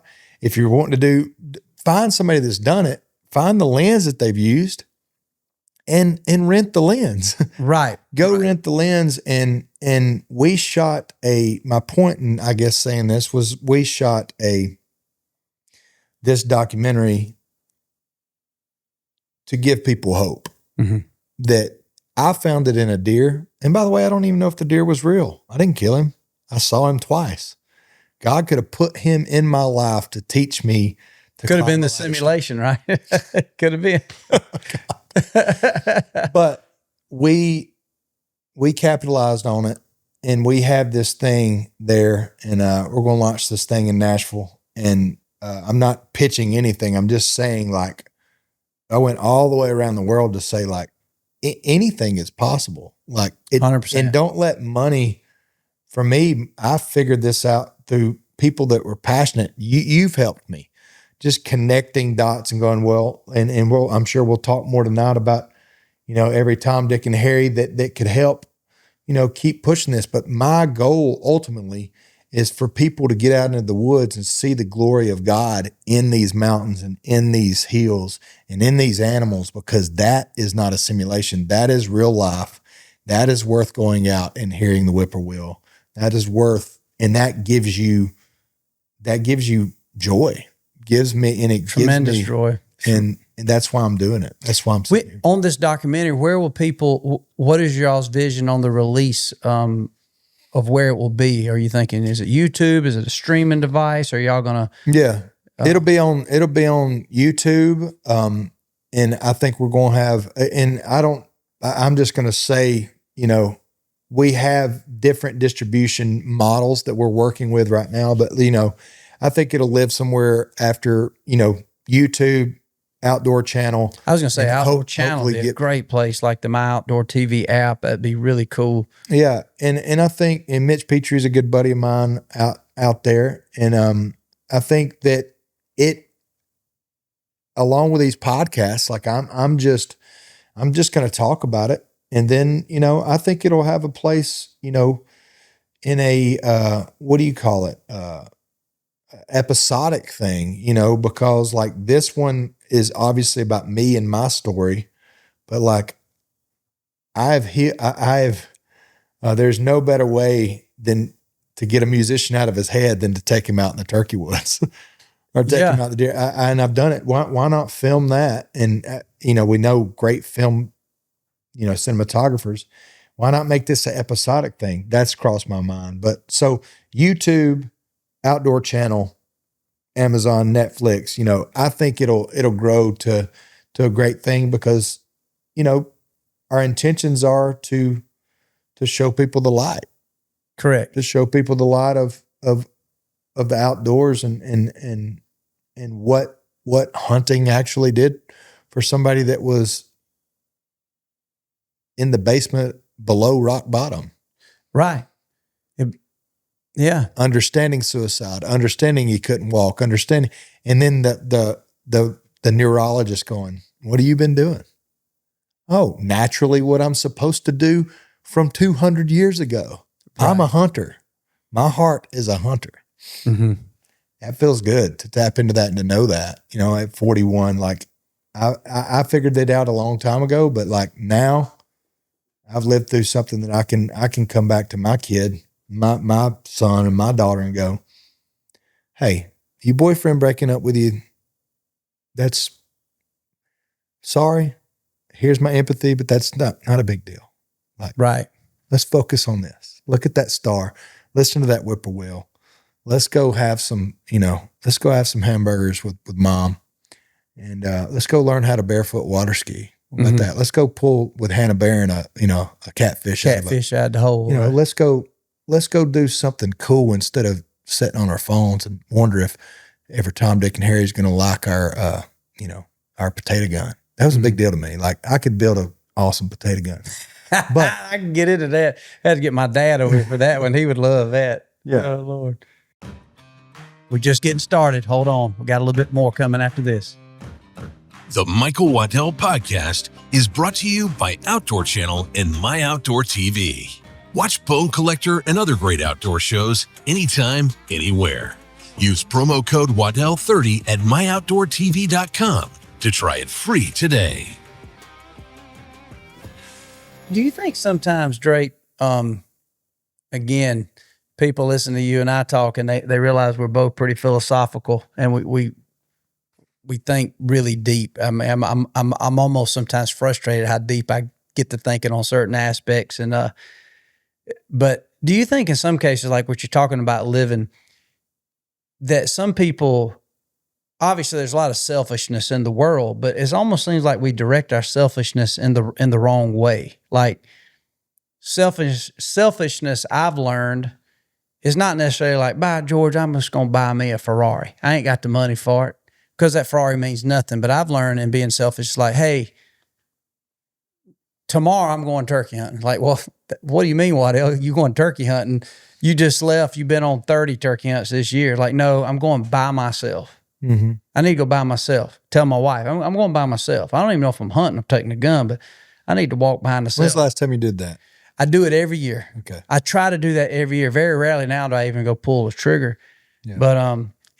But I've learned that sounds pretty selfish to get back from a trip turkey hunting and then tell my wife, like, hey, by the way, I'm going turkey hunting in the morning. It's like, well, when's Cohen going to be over here? Like, is Cohen coming to the house to video? Like, no, I ain't. Cohen, no producer, no camera guy. I just want to go turkey hunting. Like, you've been turkey hunting for 7 days. Mm-hmm. Yeah, but I've been taking people. I've had a blast. It's been a complete joy. But I just want to be by myself. Kind of talking about that extroverted, introverted thing. That I've learned that I need to be a little selfish because once I kind of can get that little bit back, then I can go back to just freely giving. But it wasn't like I was a selfish and went and did something stupid or necessarily sinful or, let me just go get hammered tonight because I just feel like getting drunk. That's pretty, maybe not necessarily the right way to look at it. Not saying that ain't ever happened. It certainly has. But at the end of the day, it's almost like we don't know, like you was talking about. Man, I think I'm gonna go fishing. I think I need a fishing trip. I need maybe, my wife told me something the other day that hit me. She said, I hear all you guys talk about a hunting camp. The guys getting together at hunting camp. She said, women don't have a hunting camp. I was like, y'all need to figure out y'all some kind of camp. I got to thinking about that. We, men are lucky we can finally get together and sit around, play some cards, and who's got the best chili, and build a big old campfire and talk about things that are innocent and fun. And then I don't know, man. I just think sometimes when you get in those situations like you did, and you don't even know if you're going to be able to walk, much less climb up a ladder, you don't even know if you're going to be able to climb a ladder, much less walk is a better way to put it. Yeah. All of a sudden you learn, it's like, you know what? I am going to listen to that whippoorwill. Everybody just kind of be quiet. I want to listen to this. I want to feel that breeze blow to where everything does slow down. And I'm try to make myself more aware of that every day. And a little bit on that same line of switching gears, obviously prior to a lot of this, and you're on the top of the mountain. I mean, like I said, you're opening for the biggest names out there. Your name rightly is at the top of that list. You got songs on the radio, and then all of a sudden this happens and it brings you down to a level to where from the mental health part of it, you're trying to work your way through this, and you're getting in a situation to where now you're wondering, am I in the abyss? Like I said, it was the first time you ever thought or understood, people who have these tendencies or suicide is a real thing, where it might not have been as understood before. What would you tell somebody, before they even seen this documentary, that's going through something that they do think like, man, there's just no way out. There's no way out of this basement. I'm underwater and there's only one way out. Because I know you had to have been close to being there. Yeah.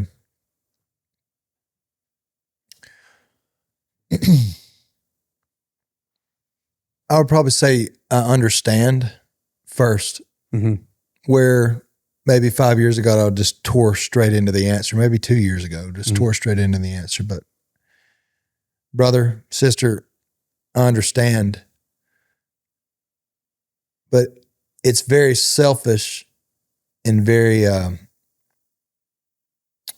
immature to think that you know more than, now for people that aren't spiritual, or I'm going to speak in this because I don't understand that completely, but like, it's very selfish to think that you know more than the actual sovereign maker knows. And me, because I used to pray every night for healing, please heal me, please heal me. Then I started thinking about, and I heard this guy say, you don't need to ask, like, you can ask God for healing. That's fine. But like, you just have to ask him once, please heal me. Maybe God has not, maybe I'm still limping on stage because somebody needs to see me limp on stage. So who are you to say, I'm going to take my life, I'm going to take the rest of this? He may have this massive plan built out that I may start Hunts the Healing. That may help thousands of people. Somebody out there that's house burnt down and that because they're cooking crystal meth in the house and it blew up and burnt down, they're going to take their life because they killed their mom and dad in their house. Well, I'm making this up. That's horrible. Right, no, I know, but it's very possible. Probably happened. Yeah. Oddly enough, it's probably happened. You're going to take your life because you can't go on anymore. Well, I know plenty of people, and if we go through scripture, how many disciples, how many people did God and did he use that were just bent up and just bastards of people, just horrible people, all the way from King David to Peter and, Paul, Saul, everybody was messed up. And so your question for me, like, you never know what's around the bend. And you can either choose to be a victim or a victor. And that's cheesy. I understand that. It's true though. But like, man, it is so true that tomorrow I may have an opportunity to speak with Michael Waddell. I may have an opportunity to help somebody. And the more you can look at that star and make you this world that is constantly going, it is me, me, me, me. How do I do? Man, my son, my daughter, that is my focus. It's not me. My focus is, how do I create these memories, and how do I create these experiences that show people the magnitude of the Lord? How do I, instead of taking me out of it, I might be limping, but how do I help somebody that's in a wheelchair that can't even limp come up and execute on an animal? How can I do that? Well, then that's making things bigger than yourself. And so I would challenge people with that thought of suicide, of like, I can't go on. I've messed up so bad. That there is somebody out there, there is a guy that died for you on a cross, and I will say it right now, and he died for your sins, and there is nothing that hasn't came before you that is worse, that is pitiful, that is horrible, that you can't ask in one sentence, please forgive me. and it's forgiven immediately. And I believe that with my whole heart. But making life less about yourself and more about the kingdom and the people around you. And I work at that every day. I'm trying, because I'm an artist and I feel everything and I want to win Grammys and I want to do the I, but I just said I 4 times in a row. And I've learned to catch myself and go, wait. It's we. It's me and Alex. It's me and Hawk. It's me and Della and Alex, and it's our family. It's me and Michael now. It's how do I help people? And when I do that, man, all my anxiety leaves. All my black hole centered, because suicide's the most self-centered, selfish thing you could possibly do. Right. You're taking a life that I'm taking. The lesson that I'm going to give Hawk on how to set a hook, I'm taking that from him. Correct. I'm taking me walking my daughter down the aisle, I'm taking that from her. I'm taking so much from the world. If that's so selfish. Correct. It is. So making life about things bigger than yourself is such a cliche as well, but it's just so true. And it's exactly what Jesus did. It's exactly, he died for all of our sins, and he died for everything that came before him, all the sin that came before him. And I see it. I've seen the angels. I've seen the back of his head, and I've felt it. And that is just my conviction. And I'm not trying to thump a Bible, because I get it. I get people's church hurt. Have you ever heard that, church hurt? I just covered that in Sunday school. I've heard something like that. I've heard of people talking about they tired of the fruit police. I heard a preacher say that the other day, and he put it real. Some people, pretty, lack of better words, pretty judgmental in some cases, and especially an old Southern Baptist. But yeah, like your Joel Osteen's being like so happy all the time. Yeah. Yeah, I don't know. But everything you're saying, though, Drake, is so true. I don't look at it as Bible thumping. This is something that in the moment, there's literally angels sitting in this waiting room in this hospital. You're telling a story. This ain't a made up story. One thing for sure. Yeah, you wasn't high on drugs that night. You had a medical situation, and from that, it was a near-death experience that you didn't know if you was going to come out of and be able to walk. That led to, I'm basically seeing angels and like, what's next? I'm sure you're just sitting there. What's next? Good Lord. I mean, I see you, and so no, I don't look at it as Bible thumping at all. I think it's a real experience. I think it was presented to you. And that's one reason your conviction is so deep and so needs to be heard, because it gives other people a chance that maybe didn't see the angels sitting there, an opportunity to know that they are real. And that if you keep looking, listening, so to speak, to the whippoorwill, that there's other things out there other than just immediately what you're going through and you. It is bigger than you. And it kind of gets back to the full circle of kind of what we've been circling around. This universe and nature, it's huge, and it's always trying to speak to us. And you're right, it's our path. I mean, it's like speaking of prayer. How many times do we always pray, let your will be done? I mean, if you think about it, good Lord's will is going to be done. When we start trying to veer it and start pushing into different areas and trying to put the square peg in the round hole, it don't fit, because that ain't the will. And it is a designer. There is a maker. Where there was art, there was an artist, and where there's creation, there was a creator. And so, once again, I don't want to sound like a Bible thumper either. To me, it's common sense logic, and maybe, and I thought about this. You think about it. You're a creative because you're writing songs. You're an entertainer. You're a performer. And you go back and look, and it seems like sometimes the most creative minds. I always think of that story of Robin Williams.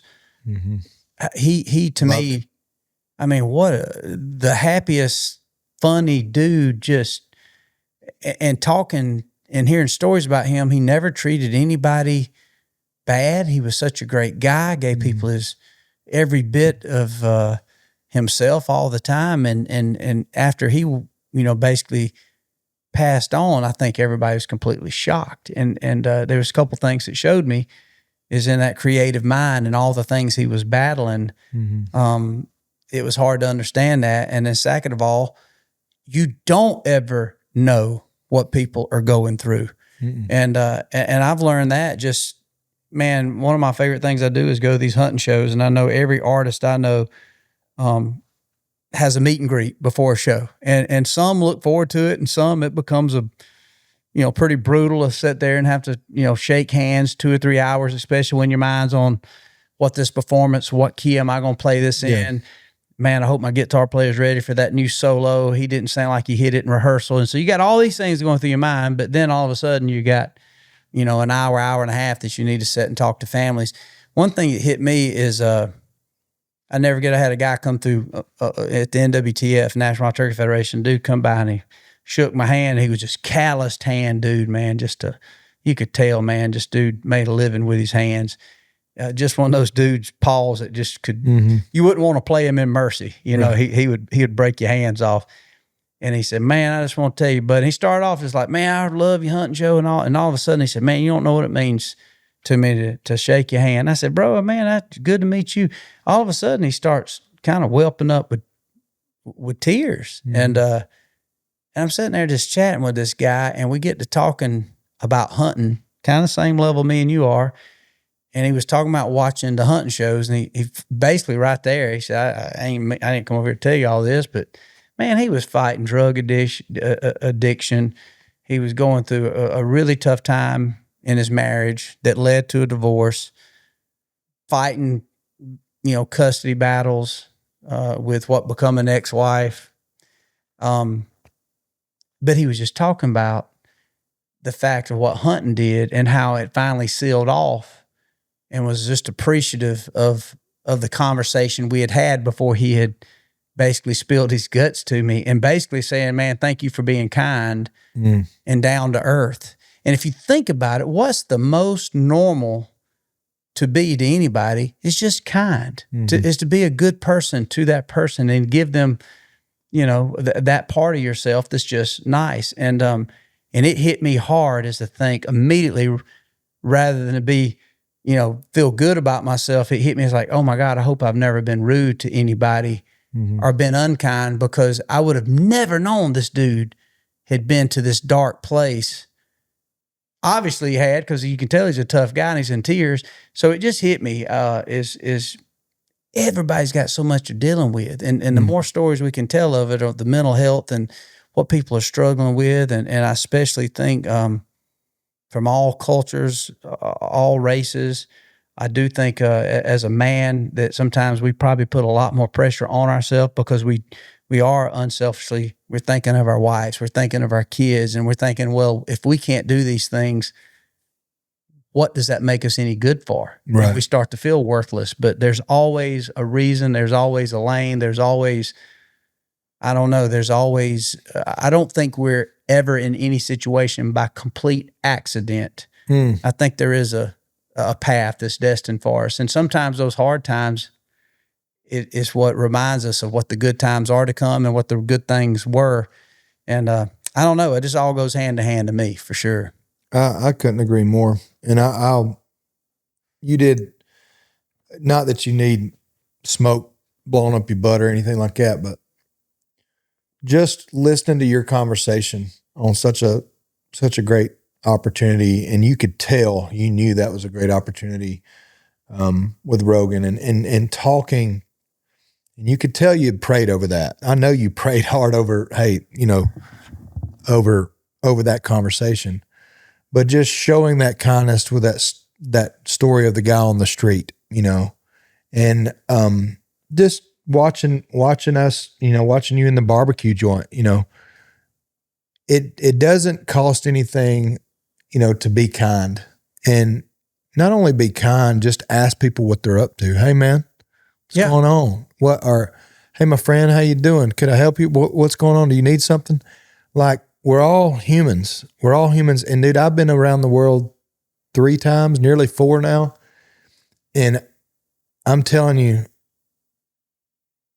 Alabama to Argentina to Bahrain to the Middle East, everybody's working towards the same thing, trying to get closer, trying to raise a family, trying to do their thing. And you did a phenomenal job at representing, at representing the hunter, at representing Christians, at representing all of that. So I am patting you on the back there, but it's so apparent to me that it's not that hard to be nice.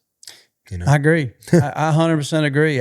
Speaking of Rogan, I heard Rogan talking with a guest the other day, and he was talking about how sometimes the conversation was around masculinity and men, and he made the comment how he felt that men need to be capable of defending themselves and basically to be ready for certain circumstances of adverse situations. And he said that what he's learned through jiu-jitsu and martial arts is that so many times the most capable possibly could be dangerous man in the room is usually the most kind, because he don't have to have a concern or have insecurity. And I've learned that a lot. And I've been around a lot of people as you, and it's so peculiar to me that security could be one of the best feelings or blessings, is when you're blessed with the security of who you are, the way you talk, whether you really are not the most educated, or maybe you're the biggest intellect educated, book smart person out there. I've learned that who we are is just who we are. And if you can find security into that, man, it just brings a certain sense of worth, but it also kind of typically exudes into kindness, because you can speak up a conversation. You don't have any problem saying, I don't know what you're talking about. I don't know how to solve that problem. I don't know, what the, square root of pi is. I'm not sure what pi is. I think I did hear it talk about in algebra class that I luckily passed because I sat beside the smartest girl in the room and just cheated off her test. Yeah.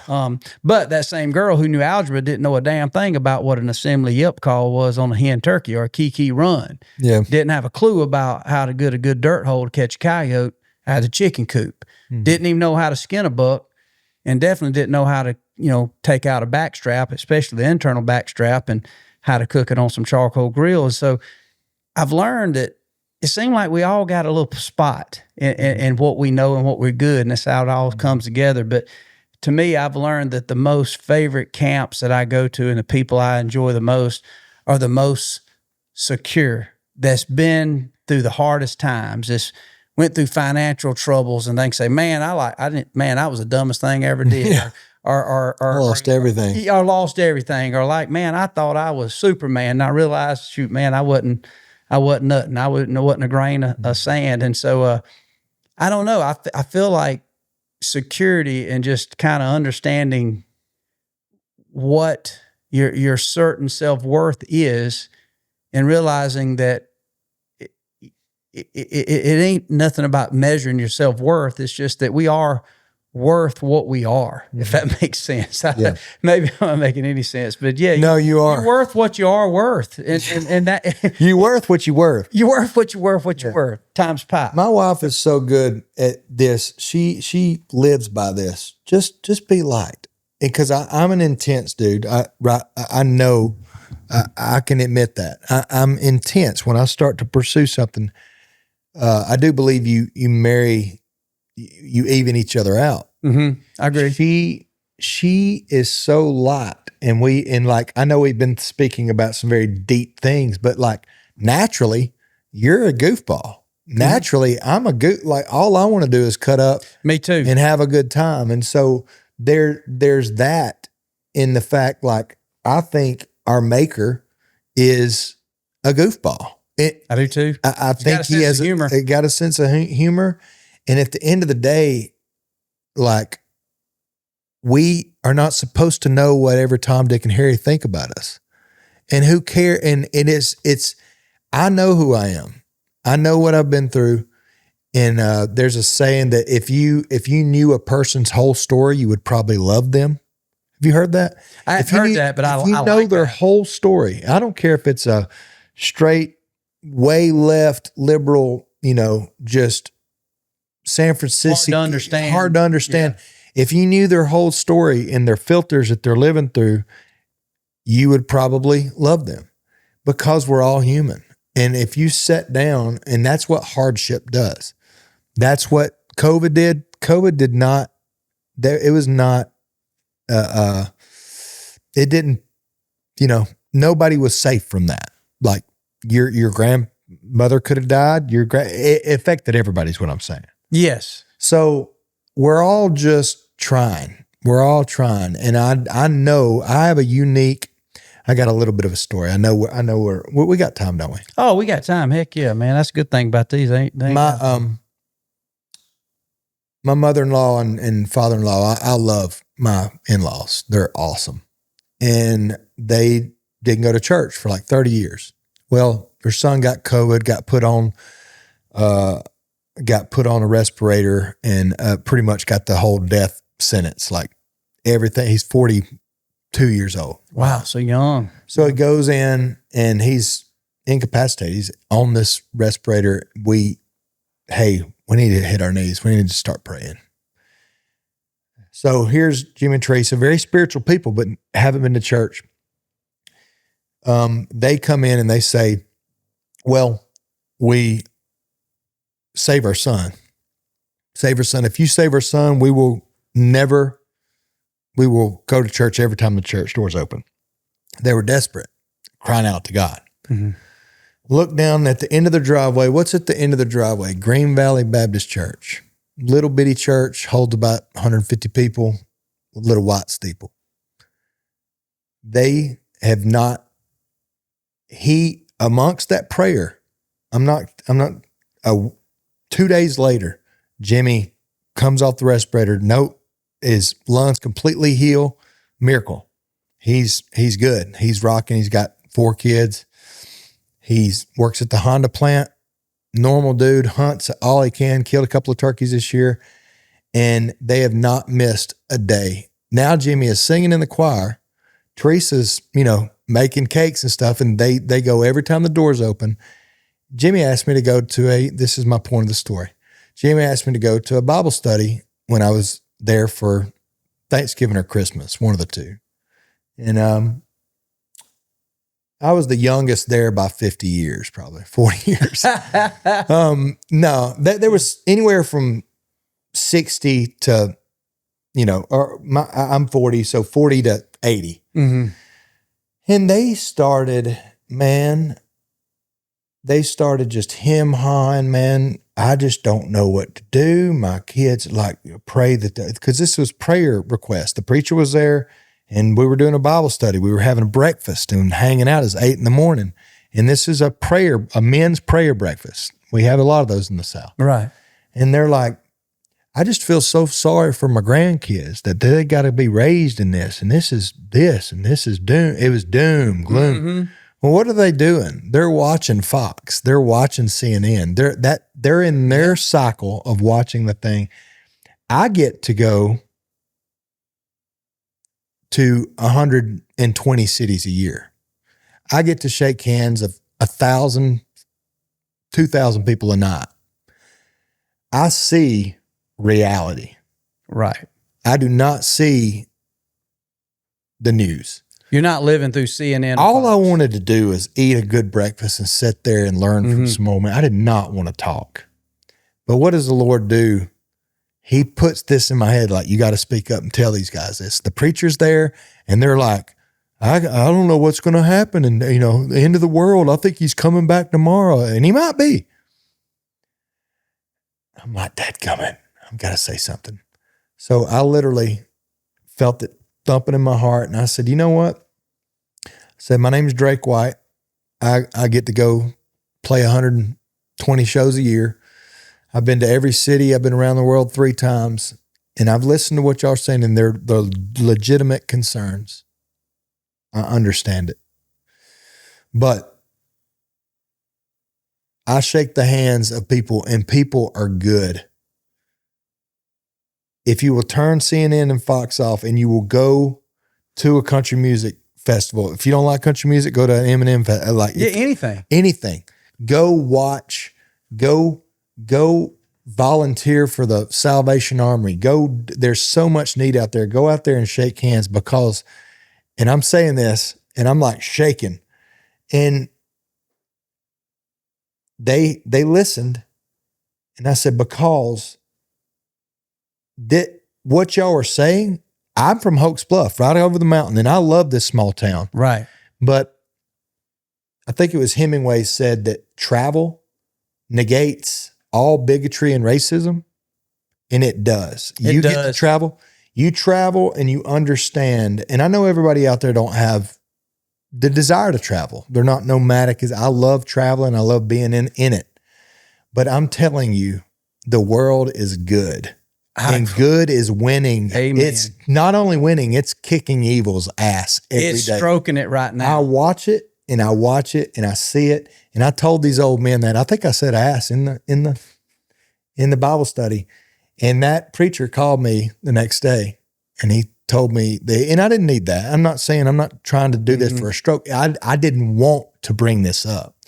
But if you're out there listening to this and it's doom and gloom, and I don't care if you're in, Long Beach, California, or if you're in Hoax Bluff, Alabama, like we're all spinning around on this rock. We're all on the same earth. And I'm telling you, if you'll go out and make it bigger than you are, go volunteer, go hang out, go hang out with somebody with cerebral palsy, go do something that's bigger than you are.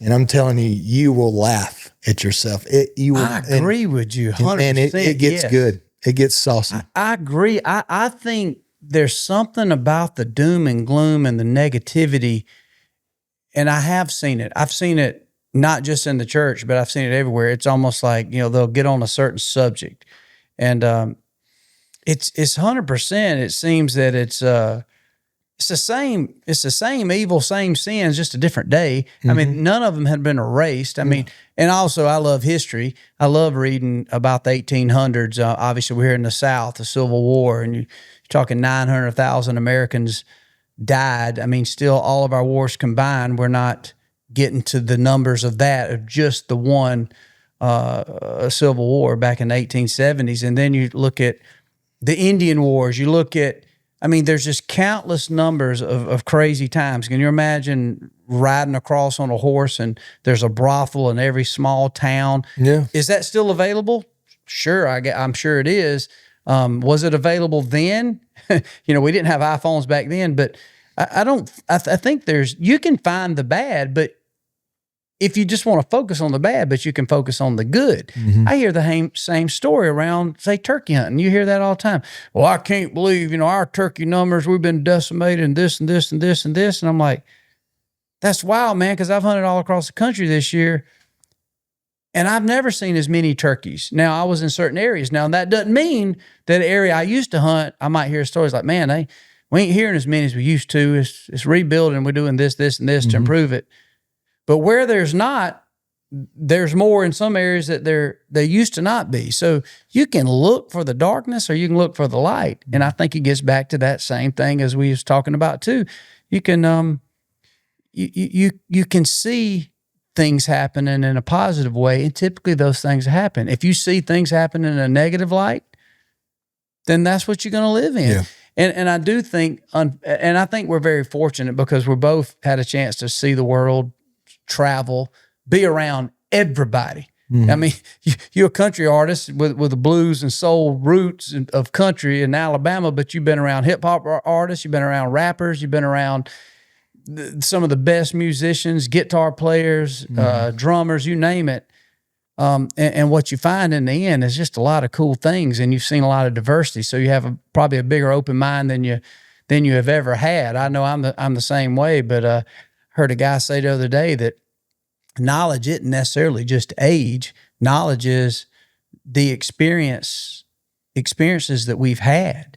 In most of the cases, age does factor in because with age, you've experienced a lot more. But you can be older But if you've only experienced just this one situation every morning for the last 30 years, flipping on Fox, flipping on CNN, this and that, you don't know anything else out there. I've learned coming from the South when it comes to looking back. I grew up a Christian and grew up in the Baptist church, but once I went out west and especially went to Africa and hunted, when people ask me about Jesus and ask me why I should believe in Jesus, my first gut instinct, you just got to have faith and believe. Yeah. Well, it hit me. I was like, oh my goodness, that's just, I thought I knew the Bible and that's the best I had. Boy, that was really convincing for them to turn away from the Buddhist temple. It's like, why do you believe it? Died for our sins, and well, what's the proof? And then of course, I'm 20 years of age, just all of a sudden in a place where everybody just wasn't a Christian like they were in Alabama and Georgia. And all I got is like, you just got to have faith, man. Yeah. And I'm like, oh my goodness. I remember going home and telling preachers like, I'm not that good at this because I didn't realize that was what we sold it on. And so you start learning that there's more to this, and you have a better round table of being able to explain that. You start getting in depth of the situations that you've been in.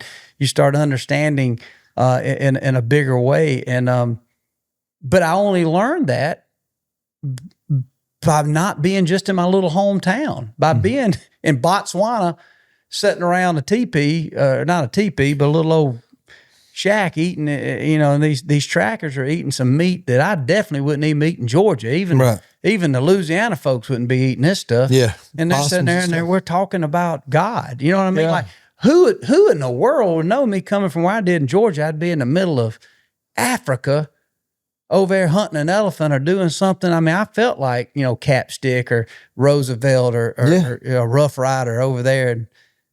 And I realized just how ignorant I was, but slowly those life experiences have taught me a lot about understanding people's views and where they feel. And you're right. Once you get to know a little bit about everybody, there's something to be loved and respected and liked about them. And a lot of just sitting back and learning where they come from. And a lot of people don't want to accept that. It's just life according to them and life according to society. And it leads me to one of my best lines that stuck with me even young. Hank Williams Jr. song, in Outlaw Women, he says, in many ways, she's a lot like me, don't give a damn about society. That's deep to me because I think we get caught up in society. Yeah. You're a country artist. Then all of a sudden you come out there and singing a song like Power of a Woman, and you put that deadgum, goddamn Muddy Waters, Mark Broussard. Wait a minute, that ain't country music. Yeah. That's blues. It's like, no, that's my way. That's who I am. I'm not worried about this realm. I'm not bending my feeling and what's coming out of me musically to bend to what I think society thinks country music should be. And I see that happen a lot of times. People won't say something. They won't do something. Or they'll have their youngin' in travel ball and then they'll be like, I don't even like his travel ball. Like, well, why you got your kid in it? Yeah. Well, that's just what everybody's doing. I'm like, that's your only reason you're doing it? It's because everybody's doing it? Yeah. Like, what you doing? Like, man, we're riding pit bikes and Drake White's at the house. We're going to barbecue and smoke a cigar and tell some jokes. We ain't got time for a ball game tonight. I love baseball. Yeah. So my point is, I don't like how people just cave into society, because in reality, society ain't going to care no way, because society don't give a crap about you anyway. And sometimes it's getting back to old Whippoorwill. Just listen to him. He'll tell you everything. I agree, man. It's we're not supposed to know everything. I agree. That's powerful what you said. We ain't supposed to know everything. I ain't got to know everything. We don't have to be the most intellectual. We don't have to be the smartest. Sometimes it's just a gut instinct. You just know, Yeah.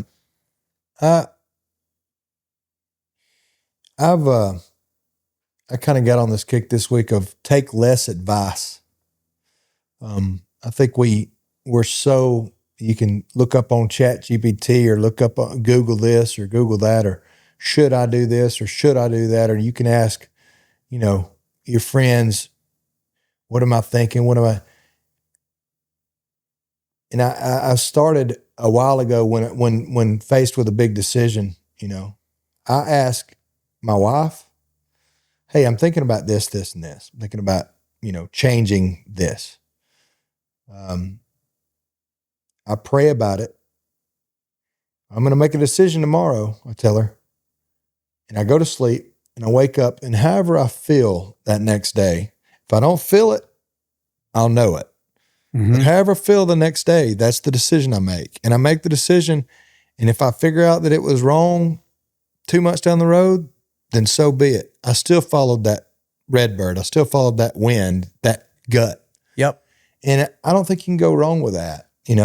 I think for me, through the injury, through the making of this documentary, everybody telling me that, why do you want to do it hunting? You're going to turn a bunch of people off hunting.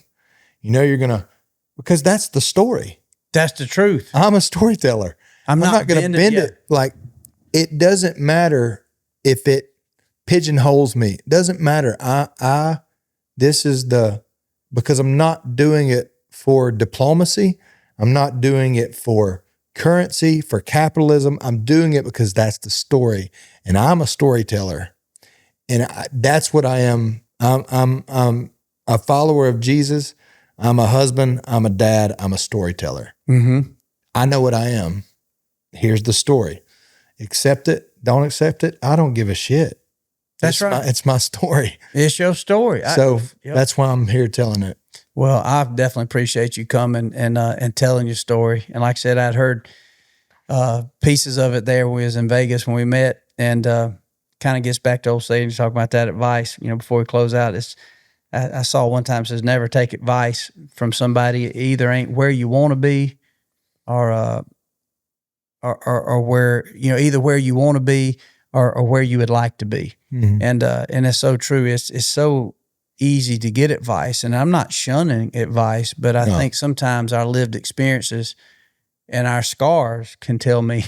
I can look down and see where I'm limping is to know what you got to be aware of when you're riding a little old motocross, when you're riding dirt bikes. I don't think you got to tell Ricky Carmichael what to be aware of when he's trying to hit the quad on a supercross, because he knows what it's like to succeed and fail, but he jumped it. Yeah. And so I think sometimes life is just that. You got to hit it, and you got to use your instinct. And a lot of times you don't have a choice in it. You if you would have had a choice that day on that stage in Roanoke with those, I'd have said, no way. Let's go the easy route. Those cotton candy clouds, as you describe it. That's cool the way you describe it. You're right. It was a perfect day. Mm-hmm. Everything was perfect in harmony up until that loud snap in your ear. Mm-hmm. I can't feel my hand. And why is the sun where the earth should be? And why is everything upside down?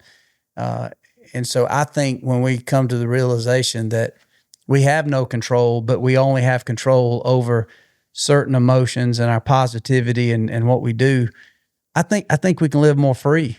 I think we can realize that there's just something I said, and I've said it a couple times in public, but I was talking to a guy from LA who was getting into hunting, and he was talking about how he just had this yearning to get into nature more, and he had this yearning to basically simplify his life. And I said, man, it's funny. I said, man, when you're in a good spot when you could lose it all and then gain everything. And what I mean by that, I know some people that live in a materialistic world. They got more wealth than they could ever spend. And then I thought to myself, well, what if they lost all of that? I'm not sure they'd be in a good place spiritually. I think a lot of those people still have a lot of great friends, but I don't know that they could handle being broke and not having access to the certain privileges that life has.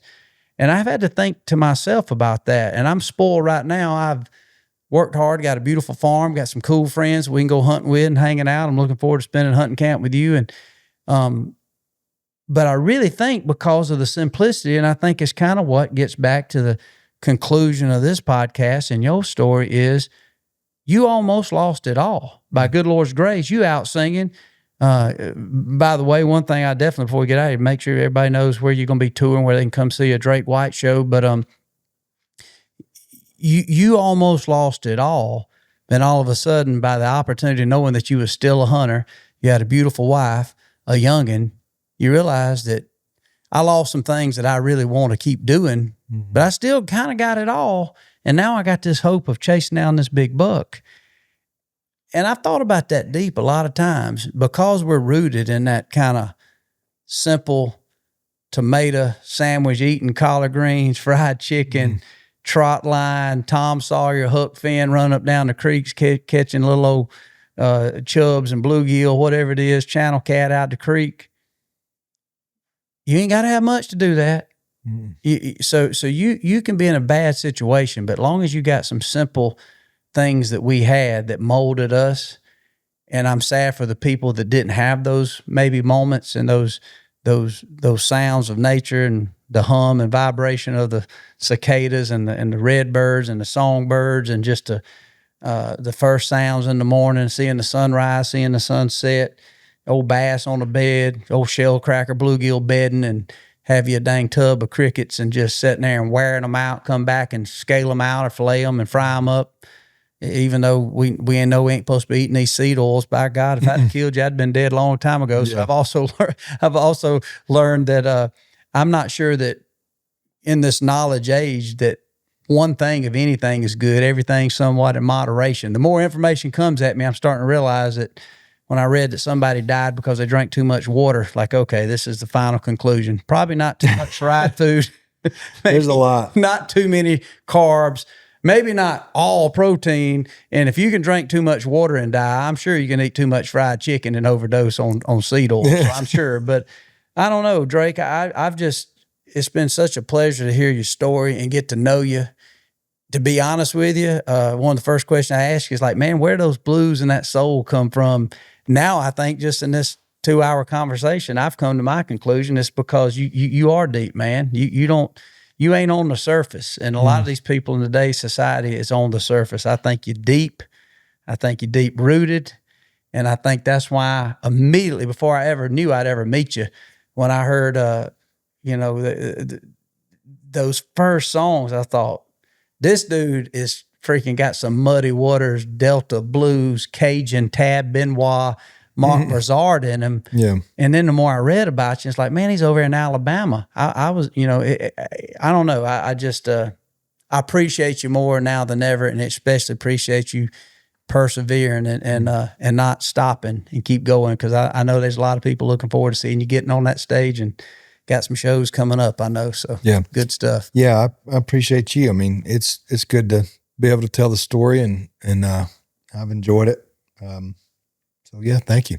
Where are you going to be playing next? I know obviously the rest of the 2025, you're going to be a little here, there, everywhere. Yeah, where do people go to see where you're going to be? We have joined up with Riley Green, Ella Langley. I got a couple of more shows with them. I think Jamie Johnson's going to join that Riley Green Damn Country Music tour, which is a big one. Playing a couple of shows with my buddy Chase Rice. And then we're on a tour right now, basically finishing out 2025 on the Low Country High Road Tour, which is my headlining tour. And these shows are like revivals, Nice. I started playing music for fun, and I still play music for fun. I have mix them with whiskey. I have a bunch of fun songs, and we have a good time. But these things that we've talked about on this podcast, they've fused this kind of a revival. You can drink a beer at it. That's what I say. Yeah. And it's just really cool watching people. You see people crying, you see people laughing, you see people dancing, you see people hugging, you see people consummating. It's a party, and it's also very real, and it's a lot of people. And like, just come see us live. AI can't replace that.